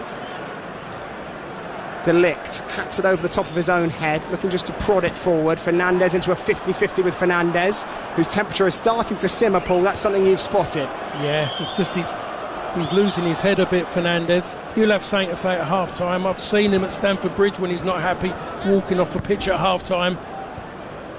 Andre Santos gives it away cheaply. Šeško tees up Fernandes, back to Šeško, trying to be unselfish. And Šeško goes through the back of Cucurella, who wants more than just a free kick, won't get one. Referee Peter Banks wants a word. The big United forward from Slovenia. There was nothing wrong with that. It was just two people competing for the ball. It's just that Cucurella has used it and just gone up against him and then fallen over, shoulder to shoulder, and then he just throws himself to the floor. Chelsea at the back with Jorgensen, still attempting to play their way out from the back. Fernandes, deep midfield position, being chased down by Bruno Fernandes, gives it straight away under pressure to Ahmad. Bruno Fernandes back to Ahmad, up against Reece James one-on-one left wing. Dorgu on the overlap, chooses not to use him. In it goes to Mbeumo, a swing and a miss by Brian Mbeumo, who was all ready for the volley. Then Cucurella slides through Mazraoui. It's all action at the moment. It's going to be another United free kick, and Cucurella on a yellow card. When you put yourself at the centre of attention, you always run the risk of picking up an early booking. Yeah. Cucurella has done just that. He has done that. He has slid in there. He's gone wholeheartedly. Oh, he's jumped in two-footed as well, by the way. So Cucurella sliding through Mazraoui, the two in a foot race for the loose ball.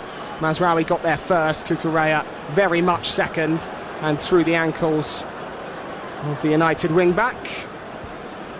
And it will be a United free kick on this right wing, and another chance to deliver, something they have done to great effect in this first half. A sore one for Mazraoui, who picks himself up slowly, but Manchester United will hope to heap the misery on someone else for a change, and Chelsea, the victims at the moment. Enzo Fresca can only rub his head in that dugout, ponderously looking on.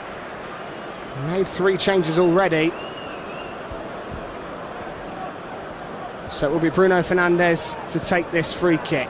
5 yards in from the touchline, almost in line with the edge of the 18-yard box, 15 yards or so from that corner flag, out on this right flank. United piling tall bodies into that penalty area. Šeško a target, Maguire a target, Casemiro and De Ligt not bad in the air either. Chelsea very deep at the edge of their 6-yard box. 9 minutes of added time in this first half, and the skipper pondering what to do from this set piece.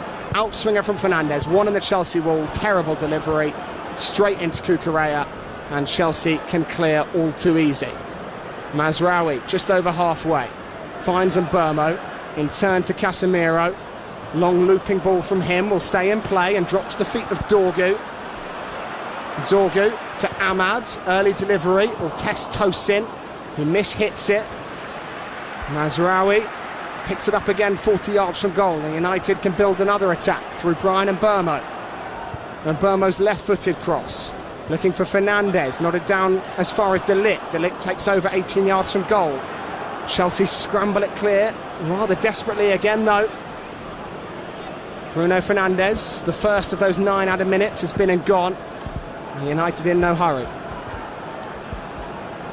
Well, now it's just getting to half-time, really, just still being in control of the game rather than going to do something silly to allow Chelsea back into it.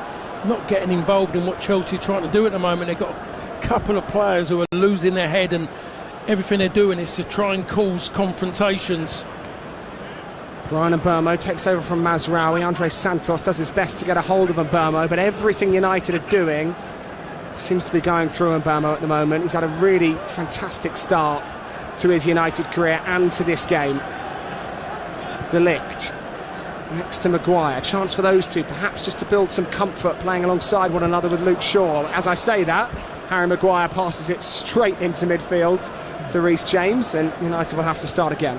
I have to say, before this game I always felt that United stood a good chance of getting something, because Chelsea suits Manchester United. They're not a team bursting with great pace. Cucurella out of play, and Mbeumo hurls the throw backwards to De Ligt. Still hungry for more, the home side. You back them to get it. Chelsea starting to tire at the very end of this first half, and Mbeumo, space for Casemiro right of centre. 25 yards out is Fernandes, trying to thread one through the eye of the needle to Ahmad. The crowd were calling for him to shoot. Prodded to the left for Luke Shaw. Dorgu in the channel, rolled along the face of goal. Tosin can hack it away. Šeško was offside. Free kick for Chelsea, deep inside their own half. Paul, have you been in this situation many times as a player in your playing career, when you go down to 10 so early and you're a couple of goals down as well? What does the second 45 even begin to look like for Chelsea? What do you say if you're Enzo Maresca?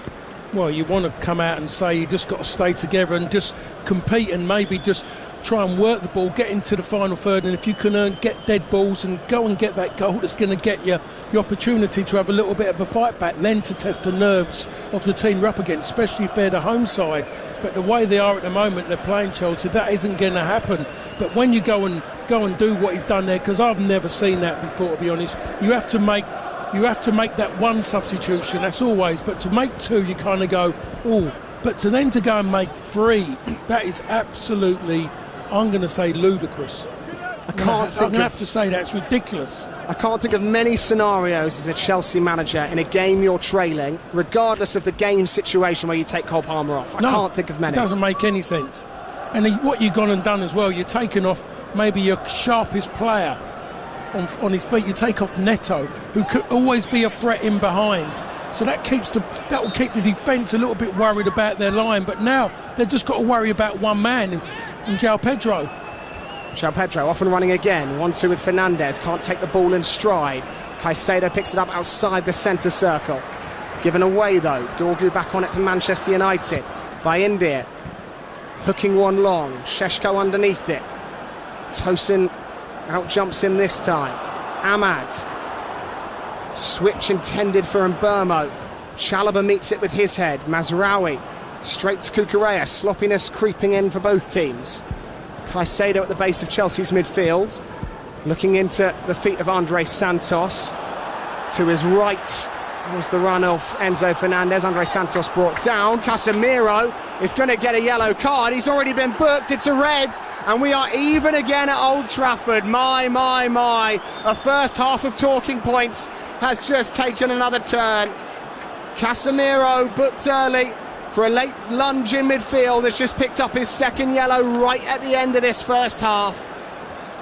A challenge he never needed to make. André Santos was going nowhere, he didn't have numbers, and Casemiro puts one arm on his shoulder, wraps one leg round from behind, does get a touch on the ball, but the angle of the challenge might be what referee Peter Banks has seen. It's 10 versus 10 at Old Trafford, Paul Parker. Need I ask you what you think of that decision? Well, I'm seeing him win the ball clearly, but I mean, it must have been initially for the pull. That's what he's done it for. I mean, but well, there's maybe a lifesaver for the manager at this moment in time. But it's just been said to me as well that Cole Palmer pointed to his groin before he come off. Well, Cole Palmer has had his problems with injuries already this season. Started the season on the sidelines, came back versus Brentford, scored versus Bayern Munich. Casemiro off and down the tunnel for United. If not for the challenge, it was the tug back on André Santos which has seen the Brazilian walk. An eventful first half for him. Can Chelsea roar back now? The entire dimension of the game has changed. The mood inside Old Trafford has flicked on a switch. Cucurella in behind, shooting from the angle and over the top of the crossbar.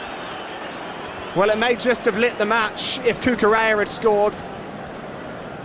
Slid into him by Caicedo, right-hand side of the penalty area, tight angle. I think he should do better there, Paul. It was bobbling up. He had to hit it first time, but still test the keeper by India there. Had to do something. It was on his weaker foot as well. He was never comfortable, to be perfectly honest.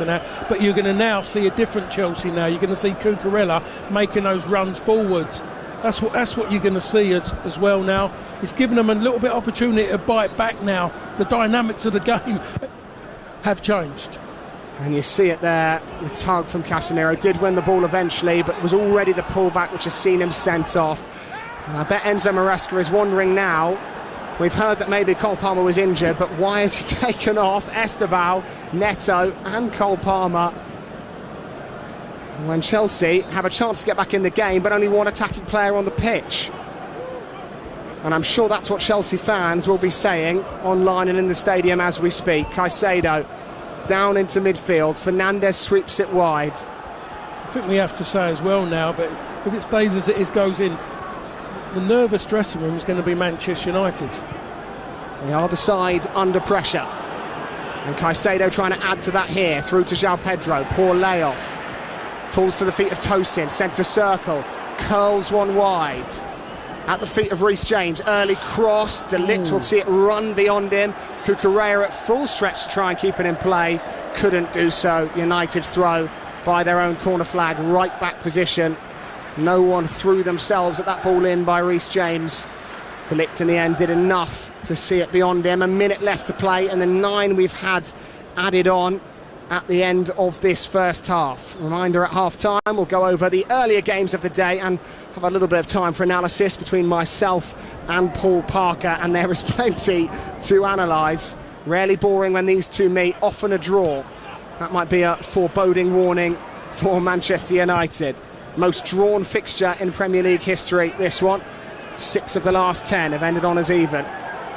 Cucurella's throw into Fernandes. João Pedro, lovely scoop and drag into Fernandes again. De Ligt helps it away. Up to Chalobah. Seconds bleeding away from Chelsea, but they look aside with new life. The chests are a little higher, the chins are raised slightly. See what we're seeing already now. Reece James has pushed more into a midfield role. Now it's come back 10 against 10. He's stepped forward about 5-10 yards now.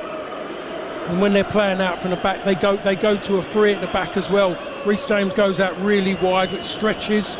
And we're seeing now not a comfortable Manchester United anymore.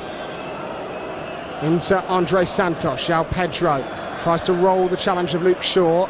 United will try and break with Mbermo, but the pass is a little more jittery. Every touch slightly more nerve-filled at the moment. Caicedo.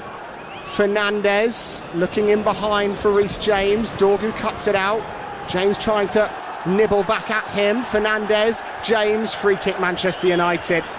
The whistle was delayed, but eventually came to the Red Devils' aid, and they'll have a free kick, hopefully, to see out the half from a United perspective. That doesn't make any sense to me, because he should have blown straight away. If United were in possession, I'll understand if he kept it going to see if they got an advantage. But it seemed like someone told him with that foul on Dorgu. Well, that will do it here at Old Trafford for the first half. 2 red cards, 2 goals, both of which have gone the way of the home team. Half-time here, it's Manchester United 2, Chelsea 0. Don't go anywhere, you're listening to Premier League Live.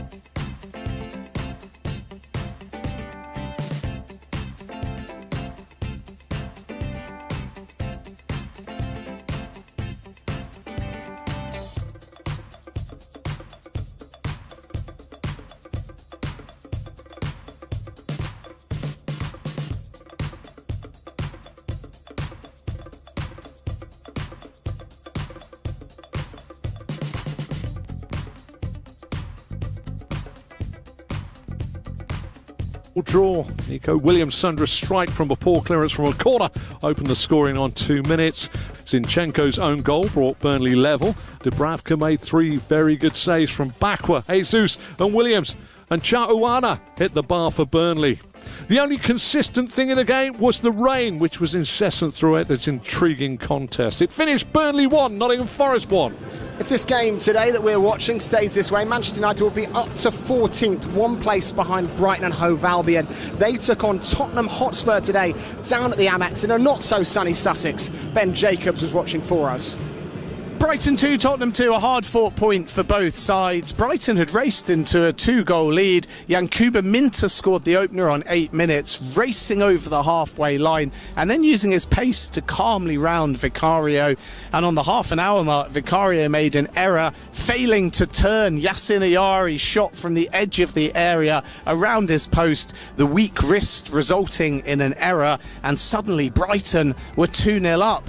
But a lifeline for Tottenham just before half-time as Richarlison scored from close range and made Thomas Frank's half-time team talk a whole lot more positive. As the rain came down on the south coast, Tottenham huffed and puffed and had the lion's share of the ball. Xavi Simons came on and made a difference, giving Spurs a bit more bite through the centre, and he was involved in the equaliser, feeding Mohamed Kudus inside the final 10 minutes. And Kudus put in the first real bit of quality from Tottenham from a wide area. His menacing cross just fractionally missed the head of João Paulinho, but fell at the feet of Jean-Paul Van Hecke, who could only guide the ball into the back of his own net for an own goal. Spurs deserved that equaliser, and on balance both sides will be content with a point, and the point for Tottenham means that their unbeaten run on the road is extended to 3 games and they move to second in the Premier League table with 10 points. Full time from the Amex Stadium, where it's finished Brighton 2, Tottenham Hotspur 2. The only other 3 o'clock kickoff finished Wolves 1, Leeds 3. Full focus though for me and Paul Parker here at Old Trafford, where it's currently 2-0 to Manchester United. What does the second half have in store for us? That comes next on Premier League Live.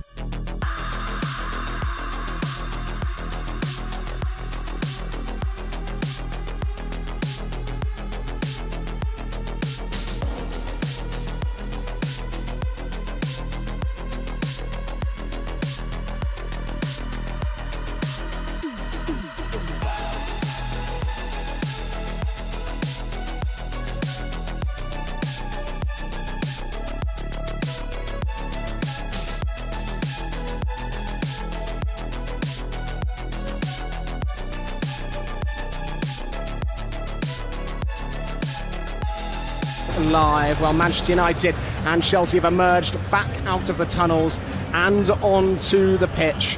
Of course, 2 goals to the good Manchester United, but a red card apiece in that crazy first half. And I feel like this next 45, Paul, is going to be a real crucial assessment of the mentality of this United team. Where is their confidence at? Where is their belief at? Yes, I think in 45 minutes, yes, but I'm more concerned about the first 10 minutes or so. That's the bit that will make or break them. Can they contain Chelsea? Can they go and score a goal? Or are they going to allow Chelsea to dominate them? Because Chelsea will play all little games now. They're doing all the little bits now. And the manager would have got them psyched up, and then they're going to try and show it in the first 10 minutes. Substitution for Man United at the break. Benjamin Šeško has been sacrificed. Ugarte is on. So the forward taken off. Feels a bit cruel for Šeško, who perhaps could have had his first chance to notch his first United goal. Playing against the 10 men of Chelsea, but Ruben Amorim, understandably perhaps, playing conservative, holding his cards tightly to his chest. Chelsea will get this second half underway. They're in blue shirts, blue shorts, white socks. United in red, white and black. Manchester United's line-up will bring to you once we're back underway. Chelsea going from my left to my right with Andre Santos ready to get this one started. No respite for these players, no respite in the weather either. It just feels finely poised for some more havoc, and Peter Banks will have a busy job in the middle of it all. Saw those Chelsea substitutions, already made 3. United made their first at the break. That was, as I just mentioned, Ugarte coming on for Šeško. Casemiro's red as well, a factor. So Chelsea then, Sanchez in goal, Cucurella still out there, as are Fernandes, Pedro, Chalobah, James, Caicedo and Fofana. As for Manchester United, it's Bayindir, Mazraoui, De Ligt, Maguire, Fernandes, Dorgu, Ahmad, Brian Mbeumo and Luke Shaw with Ugarte on. The referee appears to have been unhappy about the placement of a ball. No. The Premier League's multi-ball system must be observed. There needs to be a ball on every cone before the game can kick off, hence that little delay. And before Paul Parker explodes, let's hope this game gets underway at Old Trafford. Go stick your head out in the rain, Paul. Cool off a little bit. Oh, we've got to wait for another ball. The ball boy's doing his best to chug down there to get another ball out there and in position. This lad's going to take a bit longer though, isn't he? Looks a bit like Casemiro trying to join in that counter-attack in the first half, Paul. Andre Santos gets us back underway to the feet of Philip Jorgensen. Finally, all the balls are where they need to be in the Premier League, and we're underway at Old Trafford. Fofana battling for a challenge, toasting on halfway. I'll tell you what I'm seeing here, Matt. The rain must have come down half time, because look at the puddles on the pitch. It is sitting on the top of the pitch at this moment in time, and it really needs the rain to stop so it can actually sink, because it will sink straight away. While it keeps raining, it's just going to sit on there. Someone's going to get caught out here badly. It's Harry Maguire and João Pedro tussle, and my goodness, we've just seen a close-up of it there. The rain is sodden on this Old Trafford pitch. We know this stadium's had its issues with rain, but that was leaking roofs. But right now, the Old Trafford pitch is not holding this water very well, and the ball is not moving very well on it. Headed away by Dorgu. Comes back off Reece James. It will be a United throw left-hand side. Long way from Lisbon now for Ruben Amorim. And he will be analysed and scrutinised ruthlessly. The ball back from Luke Shaw, a risky one in this weather, because it's slowly trickling back to Bayindir, who goes long. I'm just saying, Luke Shaw had no reason to do that. Why did he give it back to the goalkeeper? And it was just passing the buck, that was, from Luke Shaw. Terrible decision. Put the keeper under far too much pressure too early in this second half. Well, we can never promise you anything here on Premier League Live, but I can promise you that this is not going to be the most attractive half of football you've ever listened to on your airwaves, because the players are playing in something that resembles more of a swimming pool than a football pitch at the moment. Luke Shaw up the line to the feet of Fernandes, trying to skim past Fofana. Surely came off Fofana for a United throw. No, it stayed with Chelsea. Fofana hurls it in field. White shoes of Amorim trotting up that touchline. Not sure they'll stay white for very long. 47 minutes gone. United 2, Chelsea 0. Just joining us on Premier League Live, second half has just got underway. Philip Jorgensen, Caicedo, not comfortable. Back to Tosin, who rolls it up the right-hand side for Fofana. Fernandes applying the pressure. No one can really keep their balance. Fofana hooks it down the line to Reece James. Facing his own goal, United have pinched it high with Shaw. Our referee. Free kick comes late and goes the way of United. I don't understand that. I don't understand that, really. If there was, why is the referee waiting so long to make his mind up if it was a foul or not? Not really sure. Enzo Fernandez, the man in the book, treading on the toes of Manuel Ugarte. United will have a free kick. Dangerous area. Chance to lump one in the penalty area. And Fernandes, not the player I would suggest you want on a yellow card if you're Chelsea.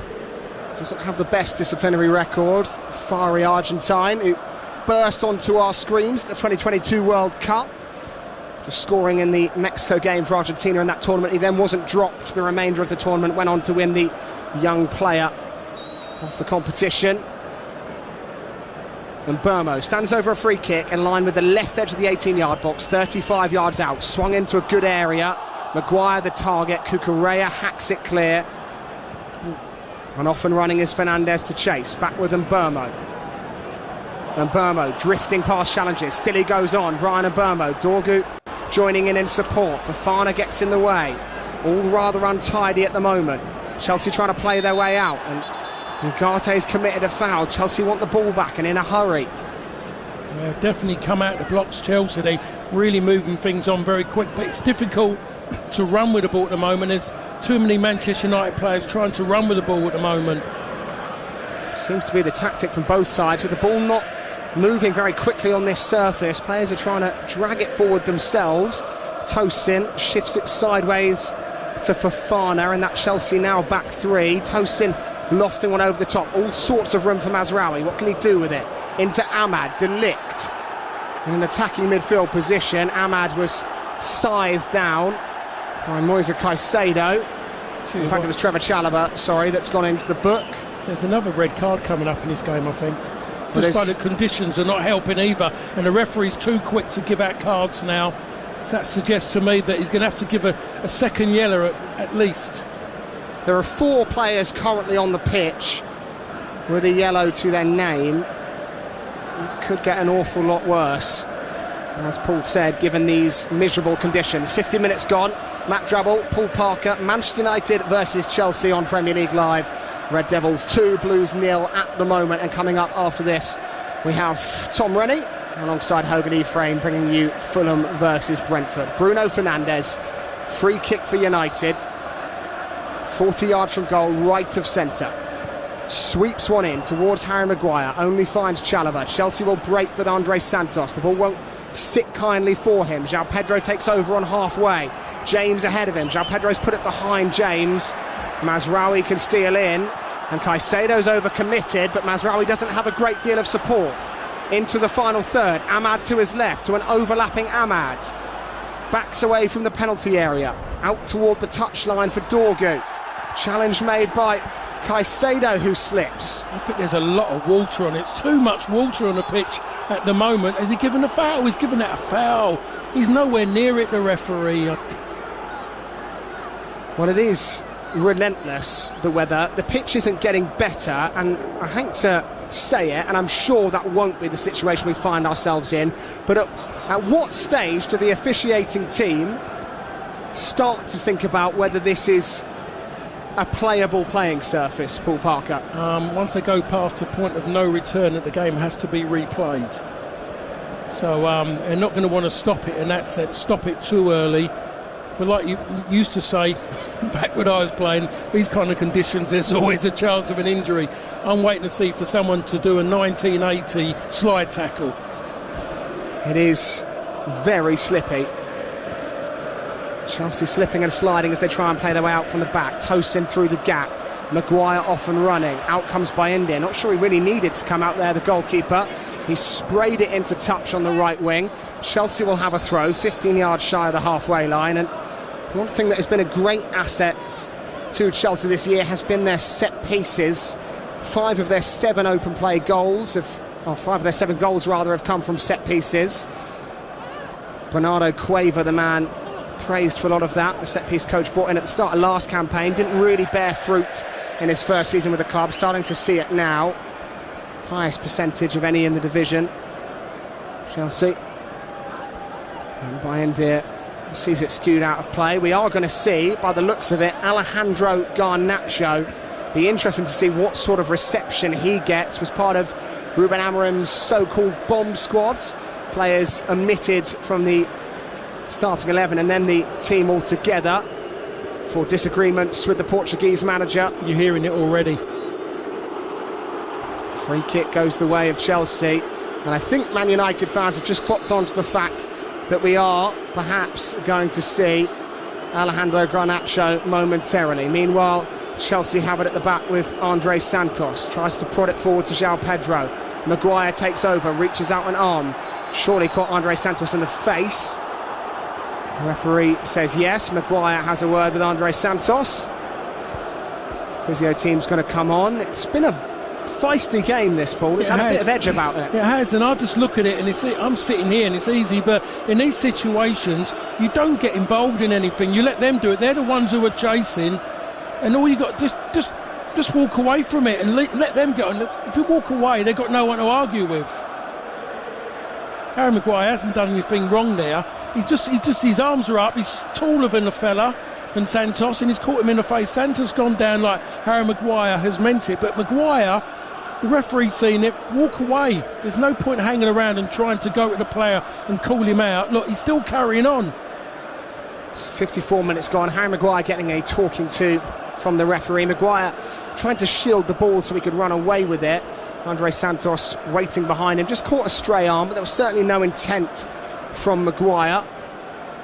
And now Chelsea will have a free kick, you imagine, on halfway. Andre Santos, unsurprisingly, back up to his feet and moving fine. There was very little in it. João Pedro and Maguire just having a word with each other as well. As you said, Paul, Maguire would be well placed to stay well out of it. As a centre-back, you're always likely to pick up a yellow card in these conditions by falling over. You don't want to make it a red by getting involved in something you don't need to. No, that's exactly right, but I mean, he's been the captain of the club and he should know better than that. Why get involved? Long diagonal from Chelsea. Dorgu, who's had a very good game thus far, is underneath it again. Reece James beats into a loose ball though. Fofana puts it into the middle for Moise Caicedo. Dragged back behind the halfway line. Trevor Chalobah waiting for it to drop to his feet. Cucurella. Chalobah. Fofana switches it to the right wing. Nowhere for Reece James to go, with Dorgu following him. And Chelsea haven't been able to make that United red card tell. Lovely ball into Mbeumo up the other end. Back to goal, Brian Mbeumo. Past one challenge, but not past Caicedo, who can wriggle free with it. But the ball not moving quick enough for anyone to dribble effectively. And it right back at the feet of United. Luke Shaw, centre circle. Dorgu. Fernandes all the way home to Maguire, and at the moment United are managing the conditions the better, you have to say that. Yeah, well, Chelsea haven't really done a lot, to be honest. In this current situation, we have to say United are definitely in a better place. Chelsea haven't done enough to actually believe that they can actually initially go and get a shot at goal, let alone go and score. Still enough time. Caicedo with a firm challenge against the Mbeumo. United throw, which is hurled backwards quickly. The home side enjoying the lion's share of possession at the moment. Harry Maguire with the ball at his feet, one of the leaders in this United side, and they need leaders at the moment. Dorgu, risky ball comes off to Fernandes, to an underlapping Harry Maguire. Dorgu takes over, Maguire to his left, and Mbeumo in the middle, chipped towards Mbeumo, headed away by Chalobah. Bruno Fernandes, left wing, back on his right foot, and Mbeumo waiting for it to drop, just too much on it from Bruno Fernandes, and it will be a Chelsea goal kick. Yeah, I don't know what Fernandes is gesturing towards, like he's turning Pip to go in. It was a poor ball. That's all it was a poor ball. Surprising from Fernandes, a man notched 18 assists last year, has created more chances in the Premier League this year than anyone else. This is 200th Premier League appearance today. Bruno Fernandes. Philip Jorgensen takes the goal kick short for Chelsea. Back to Jorgensen once more, and Burmo chasing him down. Chalobah. Left-hand side, Andres Santos to Cucurella. Chelsea still trying to play their way out, still getting punished. Ahmad taking over from United. Wonderful footwork to scamper up the line. Harry Maguire's lost out though, and João Pedro can break, and now Chelsea do have a chance, perhaps for the first time this afternoon. João Pedro left wing, he's worked the space well. Mazraoui makes the tackle, but only as far as Caicedo. Reece James, Caicedo, the red shirt's recovering, tries to slide one through to João Pedro. Luke Shaw interception, and Mazraoui again the man to make the challenge. Yeah, Luke Shaw didn't help Mazraoui with that pass there. He could have gone and done the job himself, to be perfectly honest, but again he's put Mazraoui under pressure where he didn't have to. But that started really from Harry Maguire getting caught out on the halfway line and Chelsea getting in behind him. Again it was João Pedro, but again he was on his own. Well, Enzo Fernandes has been issuing instructions to Alejandro Garnacho for about 13 minutes. I imagine the instructions are something along the line of pick up the ball, kick it in that net over there with 2 goals down. I mean, I wonder how complicated it can be in these conditions when you're 2 goals down. I would let the winger come on and express himself, surely, Paul. My way of working at is that football is a simple game. Don't complicate it. Fofana. Still we wait for that Garnacho substitution, if we even see it. Infield it goes to Caicedo. Across midfield, Tosin. Chalobah to his left. Space is opening up for Chelsea. United stretched, if only for a moment. João Pedro back to goal.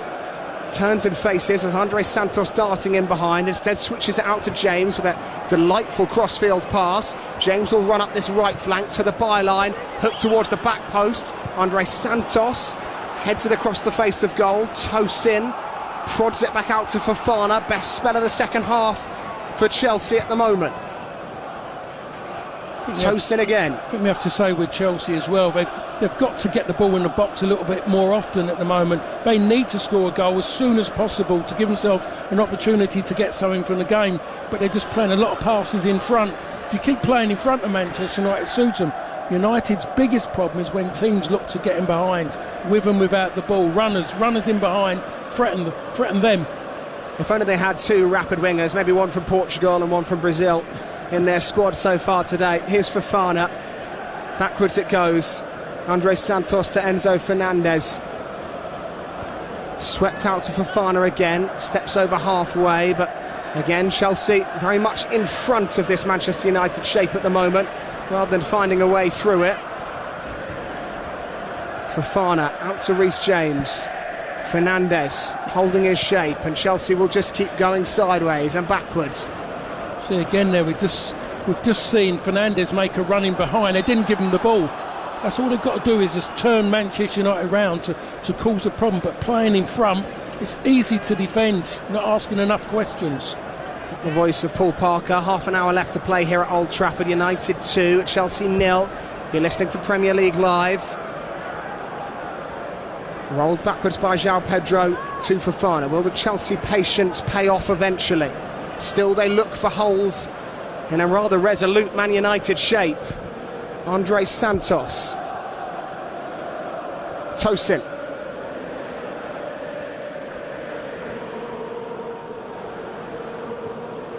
Santos through to Caicedo. United content for Chelsea to do exactly this. Out to Enzo Fernandes. Does he have a bit of magic in those boots today? Tosin. United being cheered on by the home crowd, who are enjoying this defensive effort. João Pedro pokes it between the legs of Harry Maguire, who sees it back to Bayindir. Bayindir will go long. Looking for Mbermo, down to Andres Santos. Chelsea move a bit quicker this time. João Pedro swivelling. Fernandes has Reece James on the overlap. James in behind, across the face of goal. Brilliant intervention made by Matthijs de Ligt. The blue shirts were queuing up. De Ligt stole across the face of goal and thumped it clear, and it remains United 2, Chelsea 0. I think we're saying he's offside, Reece James, anyway, but De Ligt didn't know that, and he's took up a great position as well, just in front of the 6-yard box, because Reece James is very good in areas to cross the ball. And so Chelsea are going to make a substitution, as are Manchester United, and Chelsea are going to bring on a fullback in this game, Malo Gusto. And it will be Cucurella making way on a yellow card. That no doubt protected Cucurella. Now Matheus Cunha looks set to come on. Ruben Amorim saying he's not sure he wants to make that substitution anymore. Apologetic hand to the referee. Cunha looks as confused as the rest of us. And Burmo's going to stay on.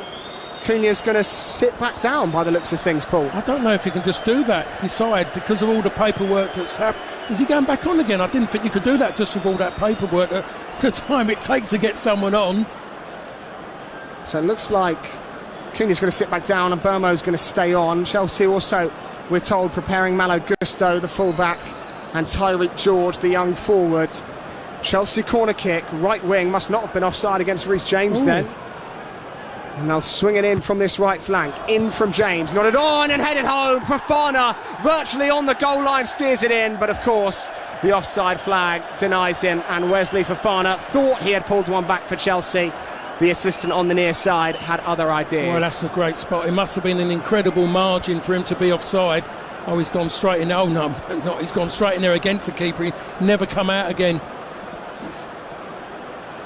Well, Chelsea thought they had their own header from close range after the one we saw from United in the first half, but Fofana had strayed off, so will be a United free kick deep inside their own half.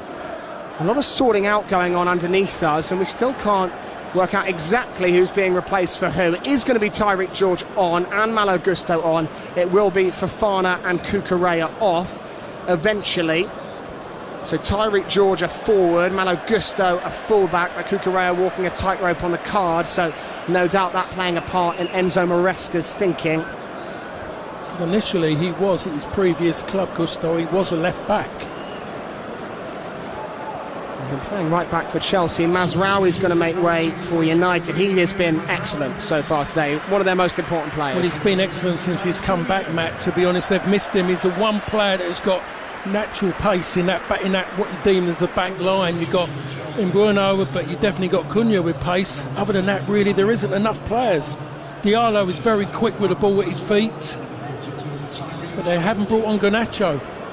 So Garnacho, for all the instruction, for all the talking, remains on the bench. Matheus Cunha is on for Mazraoui. He's got a brilliant record against Chelsea. Matheus Cunha, 4-5 against the Blues. It's his favourite opponent in the Premier League.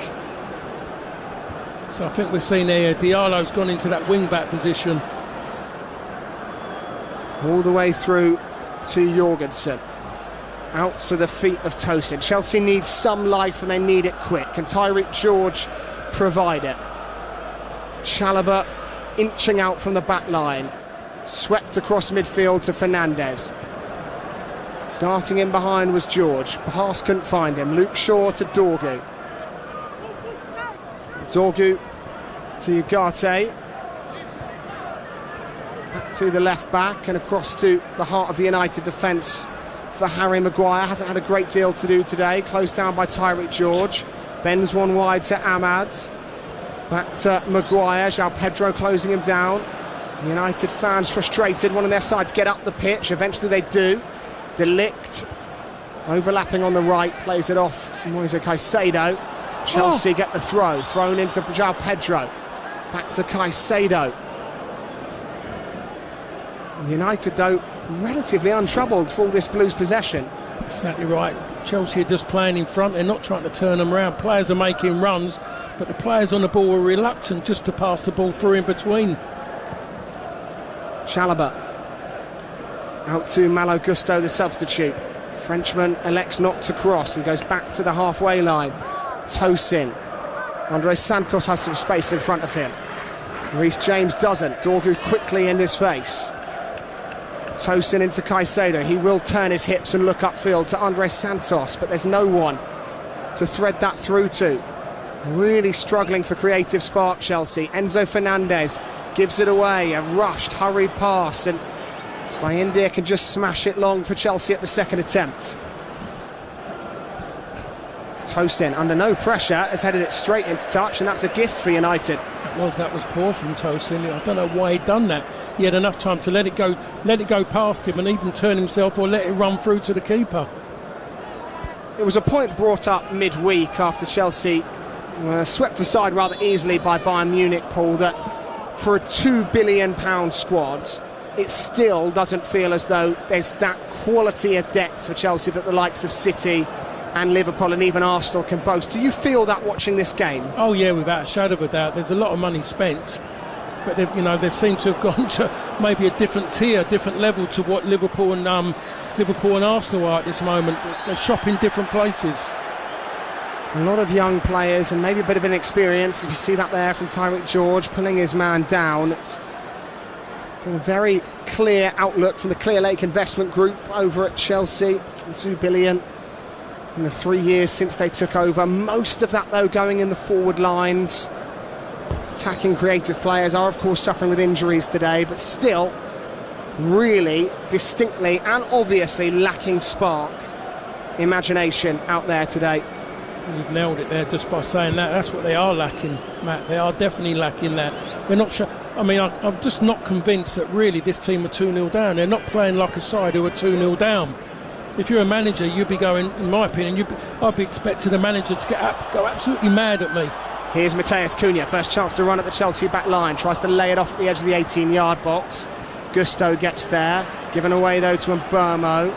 Tyreek George looking for anything in the way of an attacking chance and is running himself into trouble. Fernandes slides in. It's worth noting, had a 5 or 10 minute spell without significant rain. The pitch does appear to ever so slightly be improving now. It does do that. It disappears so quickly. Meanwhile, the referee wants a word with Harry Maguire. Go off. Maguire is being helped off the pitch by the referee, and coming on is Lenny Yoro.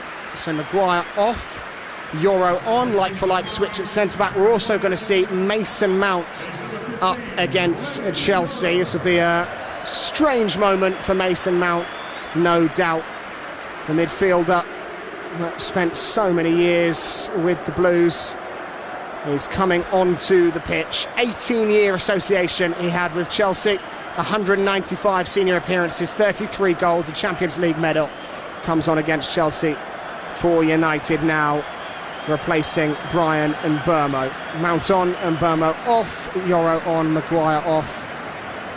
Well, Mason Mount will definitely add a little more energy in that team. He'll be everywhere, especially as he's playing against his old club as well. He just wants to maybe prove a point. He didn't have a great last, maybe say, season and a half. Things didn't really go his way. He was in and out, and obviously a lot of things said about him. He's had a very unique career, Mason Mount. Seemed like the world is at his feet at one stage, and then had a strange stage where managers loved him and fans didn't seem to, and even now struggling for the affections of both. João Pedro racing into the channel against De Ligt. De Ligt gets there first. The wet surface taking all the pace off the ball. 20 minutes to play. United 2, Chelsea 0. You're listening to Premier League Live.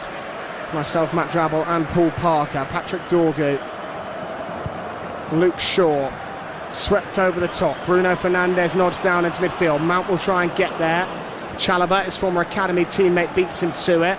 Malo Gusto, head full of steam, wind in his sails as he launches an attack forward over halfway, but that's where it ends, at the feet of Caicedo. I'm just really not understanding Chelsea. They're just playing, they're just in there content. We lose 2-0. The keeper's had nothing to do. They haven't threatened him. They haven't put the ball in the box. They haven't gone behind them. They haven't shown the right kind of aggression for a side that's down. If you're a manager, you'd be going jumping up and down on the side. If you're the Chelsea fans, you'd be going mad at what you see now. There has been a strange passiveness about Chelsea, and the most damning thing, I think, Paul, is that since United also went down to 10, nothing's changed about the game. No, that's the bit I was looking for. I was looking for it to really change. João Pedro can't make any further change as he's been robbed of the ball 20 yards from goal. It's been a very tepid Chelsea performance. Before the red, after the red, really from minute one. Because even before Robert Sanchez was sent off, United flew out the traps in this game. Yeah. And meanwhile, Bayindir's clearing it long, and Tyreek George has steamrolled into him at full speed. Tyreek George looking rather nervous, Bayindir on the deck. How much contact was made here? Enough for a yellow, says the referee, Peter Banks. Well, his reaction may have just given it away, the referee, because the referee wouldn't have a clue by how far he was away from that ball to what kind of contact was made. So George into the book. It was not too dissimilar from the one we saw from Anthony Gordon on Virgil van Dijk earlier in the season. The only difference was the amount of contact made. The challenge Gordon made on Van Dijk left a clear mark on Van Dijk's leg in that Newcastle-Liverpool game. It was a similar thing. Tyreek George came steaming across at full speed trying to press, but no contact was made. It was contact from maybe his thigh onto the keeper's body. That's all it was. He's making out it's his leg, but it's not. And that is why it's only a yellow for Tyreek George. Interesting to see and hear what Chelsea fans say after this game about Enzo Maresca, because even last season, when they always looked comfortably like they were going to get the Champions League, the groans and moans started. The expectations are high in the west of London, and I imagine there'll be a few groans and moans after today, unless, of course, they can come up with something in the remaining 17 minutes or so. Lenny Yoro, guided back to the feet of Bayindir, hurled long by the United keeper. Mount helps it on. Cunha nods down into midfield, where Fernandes will take over. Whips one wide to Ahmad. Ahmad up against Gusto. What can he come up with here on this right wing? Lays back off to Fernandes. Fernandes is trying to lose the attentions of Caicedo, who's had a nibble at his heels, brought him down and given Manchester United a free kick. Now Andre Santos and Mason Mount have gone nose to nose, and there's yet more afters. Ugarte's getting involved, Lenny Yoro playing peacemaker. Enzo Fernandez wants his say. Pantomime stuff here at Old Trafford. It's been more of a circus than a pantomime in Ruben Amorim's time in charge, but right now it is pantomime, and Chelsea very much the side with egg on their faces. I'm just looking here again. I don't know. There was no contact at all on Fernandes. It wasn't. It's just absolutely. I don't know. I'm not really understanding this game anymore. I'm starting to lose players what the reactions are. You should be laughing at people. Well, Jamie Gittins, Mark Guiu are forward, and Alejandro Garnacho must be on that bench, scratching their head, wondering what they have to do to get on the pitch today. Fernandes with a free kick for Manchester United, 10 yards from the edge of the penalty area on the right-hand side. He drew a straight line along the 18-yard box and placed it on the right wing. That's where Fernandes is, and the blue shirts are back defending. Not too much in the way of red shirts in the penalty area to attack this. It's just Yoro, Shaw, De Ligt and Cunha. It's in towards Cunha, headed out as far as Dorgu. De Ligt curls one back in, volleyed goalward by Ahmad and gets it all wrong. It'll be a Chelsea goal kick. Last season that was going for Ahmad. I've seen him do it twice now. He had one in the Manchester derby and this one, and he just hasn't connected with either, where last season that was going for him. Ahmad's trying the spectacular, attempting the scissor kick on the full volley, falling backwards. Doesn't get it right. Chelsea will get us restarted. Rolled short to Chalobah. Chelsea carrying it forward. They have, of course, made their 5 subs now. The Blues, Gusto, George, Jorgensen, Santos and Tosin. So Gittins and Garnacho will never see the pitch. In this one, the 2 wingers. Chalobah looking for James. Backwards header by Dorgu. He took a chance there, but Bayindir did well to read it and sprint out. Yeah, Bayindir was starting too far back, by the way. His starting position was terrible. That's why it made it look worse than what it really was. On a pitch which is quite wet on the top, that was the bonus. Already seen one goalkeeping error today. Robert Sanchez, just 5 minutes in. If you're wondering how we got here, Sanchez sent off in 5 minutes. Chelsea then conceded, courtesy of Bruno Fernandes, a tap in from close range. Casemiro added a second before getting sent off himself, taking us to 10 men apiece. The scorelines remain the same ever since. 2-0 United. Fernandes, James, into the feet of Moise Caicedo. Not just on the field matters concerning for Chelsea at the moment. They've also had 74 charges levied against them during breaches of agent payments under the ownership of Roman Abramovich, and are getting investigated by the PFA for the treatment of Raheem Sterling and Axel Disasi, who have been exiled for the squad and are being forced to train on their own. Stories which we'll keep an eye on as the months and weeks develop in this Premier League season. Bruno Fernandes, lovely ball over the top. What can Cunha come up with? Darting beyond the legs of Chalobah. Chalobah recovered well, prodded it up in the air, and Gusto will carry it away for Chelsea, but they're going nowhere. Back to Jorgensen, Mount putting the pressure on. Jorgensen sneaks it away, Reece James brings it down. He's doing keepy-ups facing his own goal, this side are 2-0 down. Fernandes wins Chelsea a free kick. It was just pointless there. I don't know what Luke Shaw was doing there. Any contact, you knew the player was going to go down, and Luke Shaw goes and touches him, he goes down. That's not a foul. João Pedro earns a free kick of his own. Groans of frustration from the home crowd and United players alike. And the assistant referee reacts to a player going down and screaming. That was incredible. Delicate reaction says it all. Caicedo. Now Enzo Fernandez, right of centre, midway inside United territory. Back to the middle of the park for Caicedo. Swept across to Chalobah, Andre Santos, João Pedro to Andre Santos once more, one-touch passing. Footwork was clever from Andre Santos. He's found Malo Gusto left wing. Cross goes in, straight to Ugarte, who can nod it away from danger and up to the halfway line. The away crowd want more from Chelsea. A reminder, they haven't won here since Alex Ferguson was the manager back in 2013. Juan Mata getting the winner that day. Reece James looking to cross right-footed, delays the cross, and I can't think why he's delayed that cross, Reece James. Luke Shaw was standing off him, the blue shirts were waiting, he faked a cross. By the time he did cross it, Luke Shaw had gained 5-6 yards. Yeah, but they had players in behind the ball as well. James takes the corner kick short to Enzo Fernandez, in it goes, De Ligt away, Malo Gusto prods one to Caicedo, back out to James. Dorgu was quick to close him down, good defending by the wing-back.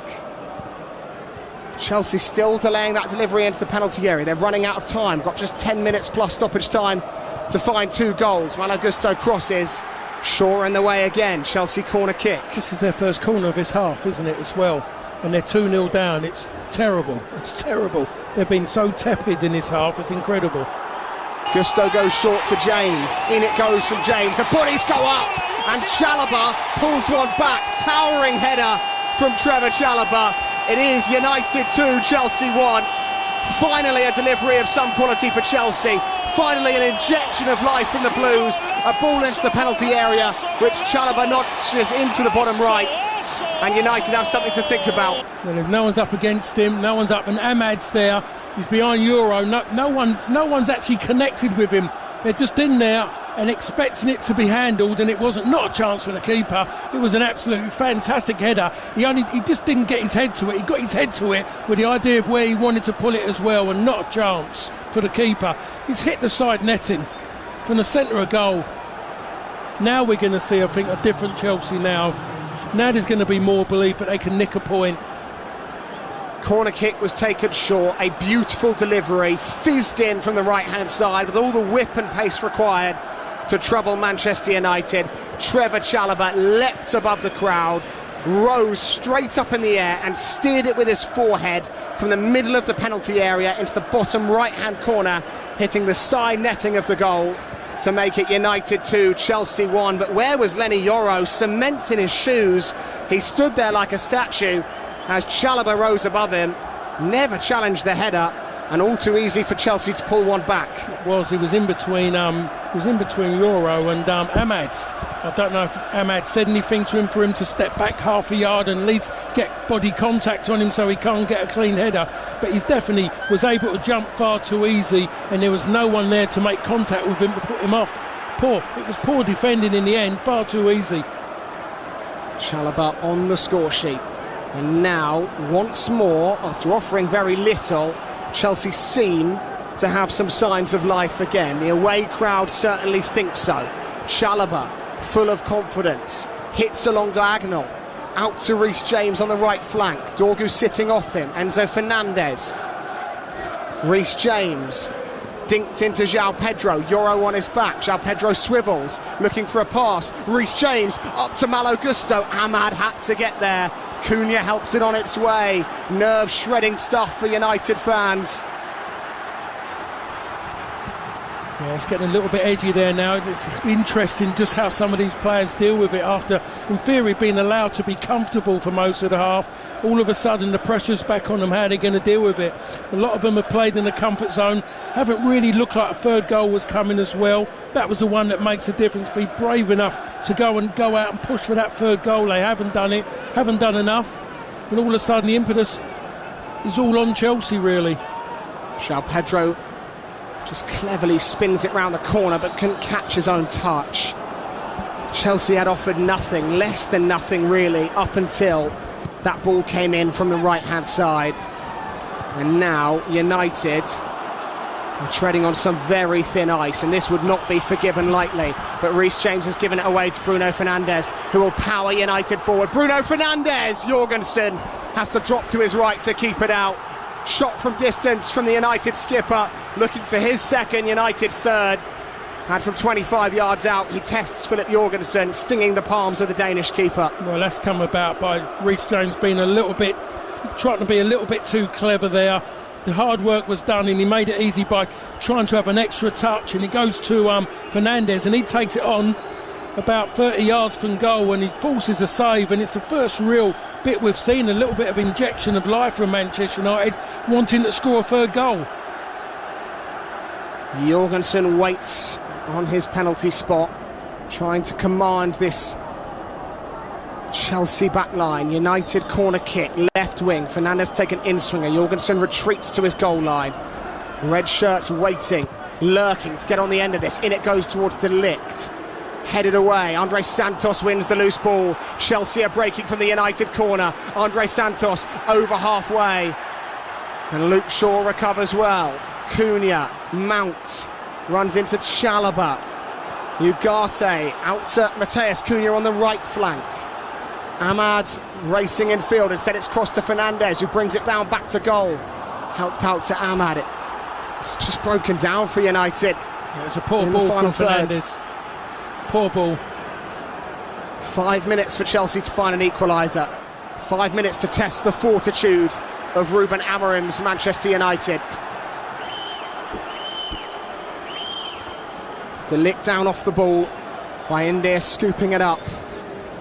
I mean, to be perfect honest, look at Tariq George compared to De Ligt. How has he managed to knock De Ligt over like that for him to fall down so easily and roll around? Sent long from Bayindir, Tosin over halfway. United will settle it down with Luke Shaw, threaded through to Fernandes, tries a fancy flick, probably not the time for that because it's released João Pedro. De Ligt with a surprising turn of pace, but he's got caught in the puddle, and João Pedro's managed to steal it back on the right wing. Dorgu back defending, and Dorgu does well, calms it down. He does really well, Dorgu. I think João Pedro had actually given up on that, hadn't he? And then he's tried to turn De Ligt, and has got caught in the puddle, and that's how he's managed to get back in possession. One thing that surprised me so far this afternoon is the turn of pace of Matthijs de Ligt. He has a good knack for that. But I think it's more about the fact he's a good reader of the game as well, senses danger and deals with things early. Referee just getting his radio changed at the moment. So we'll have a slight break in play. Had 9 added minutes in the first half, may have a hefty amount in this second half. 4.5 left to play plus stoppages. Man United 2, Chelsea 1. A game rarely without incident, without talking points, is full of them again. 2 red cards, 3 goals, and a whole host of yellows brandished as well for both teams. Kobbie Mainoo is on for United. Bruno Fernandes, the captain, is off. Kobbie Mainoo is always at the heart of discussions at the moment. Talented young English midfielder, the likes of which were so often heralded, lauded. It's what made Man United, players like Kobbie Mainoo. But at the moment, he finds himself a bit part player off the bench, and he's going to get, 3.5 minutes here, Paul? Yeah, I mean, obviously the rest on the end of it, but I'm just surprised he didn't come on. But, when you see Ugarte come on, I'm surprised that he wasn't the first shout. Great performance off the bench last weekend. Deserved the opportunity to at least come on as the first sub. What's the best thing for that situation? Is it, in your opinion, to get him into this team, to find a way to play him in those 2 deeper midfielders, or is it just to move him on, take the money and allow his career to flourish elsewhere? I would like to see him come in, to be honest, come into the side. When you look at where they are at this moment in time, I don't think it's going to happen under this manager. I think seems like he's made his mind up. There's something that he just doesn't like. Ruben Amorim often cuts a calm figure, like nothing really phases him, even when it's going wrong at United. But right now, he is beyond animated. Stressed, wiping the rain from his forehead. On this sideline, Amorim is pacing back and forth. He is desperate for this victory. Desperate for back-to-back home victories at United. Back to Jorgensen go Chelsea. Out to Chalobah. They'll launch forward again through the goal scorer. Chalobah over halfway. Andre Santos. It's been bright for Chelsea, if anyone has. It's been Andre Santos, the Brazilian. Now Caicedo, urging for better runs ahead of him. Malo Gusto left wing. Ahmad quickly into him, firm in the challenge. Chelsea throw. And they're running out of time. Malo Gusto goes backwards to Chalobah. Curls it into the centre circle for Tosin, opening up in his bright white boots. The long legs of Tosin carry it into United territory. Andre Santos makes a run in behind. Chelsea choose not to use him. Chalobah. I just think there's the opportunity just to go and do that. You might earn a foul out of it, but just do that now. It's coming to that point of almost no return for Chelsea. They've got to try and change their game plan a little bit. With every Blues pass, United sinking deeper and deeper towards Bayindir in that goal. Malo Gusto left wing, 2 yards in from the touchline, up against Ahmad. Elects not to cross. Chalobah will cross, digs one out, switches play to Reece James. First touch is perfect. Now Fernandes back to James, and a nervous silence falls over Old Trafford. They sense something coming, and it's not seeming positive. Malo Gusto left wing, into João Pedro, stepping out is De Ligt. United will try and break through Ahmad. Can he run Chalobah up this line? How much energy is left in those legs? Not enough. Gusto steals back in. Into the 90th minute we go. Reece James. Fernandes on halfway. A check of the watch by Peter Banks. How much added time will we get? Is it enough for Chelsea? Reece James, right wing. Dorgu's there. Will be a throw for the away side. There is a real sense of pressure, Paul. There is, but they haven't done enough to hurt Manchester United at the moment. They're running out of time, of normal time, I should say. 7 added minutes we're going to get here at Old Trafford. 7 minutes for a Chelsea equaliser. With United confidence on the floor, team mentality perhaps at an all-time low. They are going to be pushed to their very limits by this Chelsea team. Lenny Yoro sprints out from the back to earn United a throw. The home fans love it. This feels like an FA Cup tie, and not to be too disrespectful to Manchester United, it feels like an FA Cup tie with the home team cheering on a League 2 team against a Premier League team at the moment, Paul. Oh, don't mention League 2 teams. Wonder how Grimsby are getting on, or how they got on today down there in League 2. And of course seemed like the nadir for United. Bounce back versus Burnley, but this would go even further into improving a rather low mood. Ahmad. I don't know what he was doing there, Ahmad. It just seemed a desperation. He just needed him to be composed there and keep possession. Smashes it up into the darkening United sky. Tyreek George fouls Kobbie Mainoo, and Maresca takes a trot out to his technical area. Rueful look on his face as he gazes out at those in blue in front of him. A reminder, following the conclusion of this game, we'll hand straight over to the talented Tom Rennie and Hogan Ephraim. They're bringing you Fulham versus Brentford. That's 8 o'clock UK time kickoff. De Ligt wide to the left. Dorgu lets it bounce. James steals in. It was too strong for Dorgu. 6 minutes left for Chelsea to find an equaliser, but it's in the wrong end of the pitch for the Blues. Chalobah at the edge of his own 18-yard box. Malo Gusto back to Jorgensen. Not really had a great deal to do other than pick the ball out the back of his net. Jorgensen, the one save from Fernandes. Reece James now. United's shape firm. This is the one scenario when that back five sort of seems to come in handy, although they might have switched to a 4 with the substitutions. Tyreek George has stolen in behind. Gets there first ahead of Ahmad. Offside flag up. Now United will have a free kick. Just actually now at this moment, you just need the players to be a little bit composed, and when they do get the ball, just got to keep possession better. He doesn't need another goal now at this moment to kill the game off. You can maybe do that, but without having to chase it. And coming up for United, they go away to Brentford, host Sunderland, but then a tough run starts, away to Liverpool, home to Brighton, away to Forest, away to Spurs. Those 6 fixtures I've listed, other than Sunderland, of course, which they didn't play last year, they didn't get a single win in last campaign, United.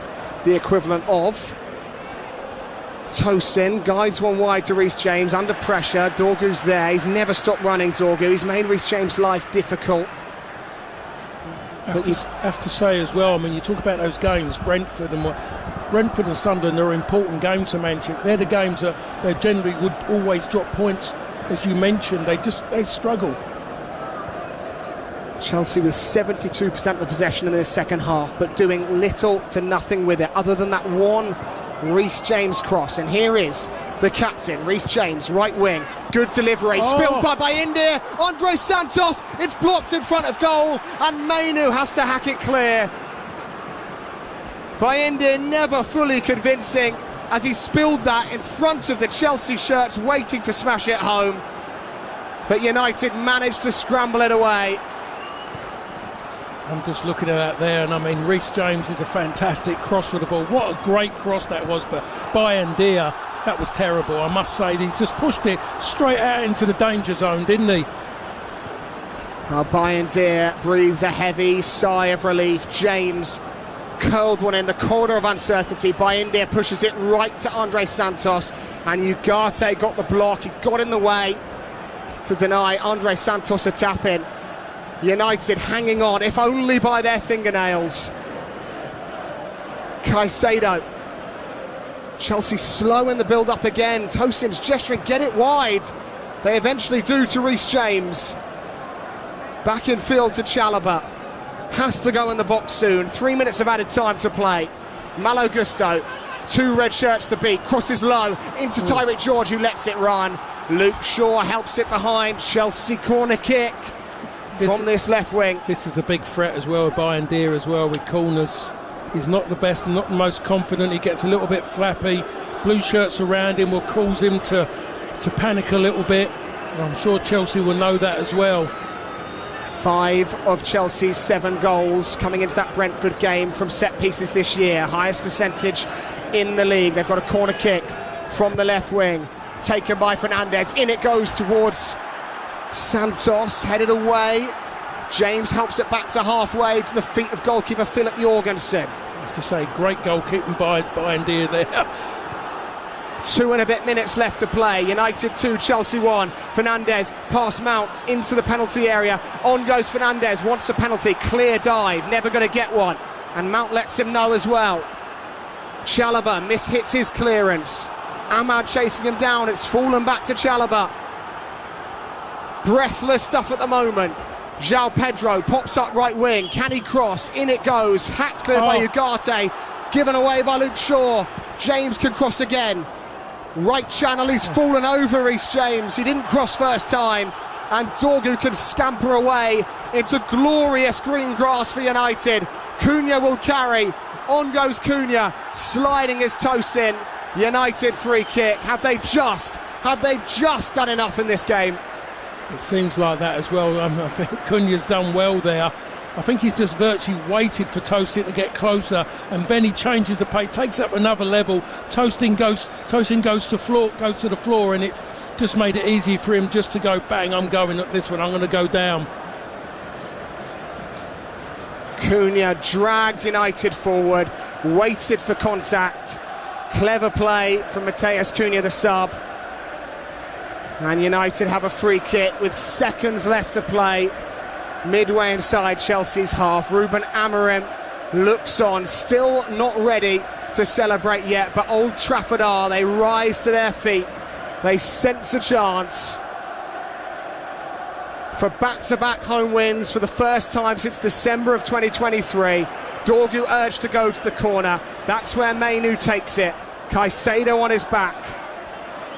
Mainu, poor touch, but plays it back off Caicedo. United corner kick, that should do it. I think that should do it. That's good play by Mainu as well.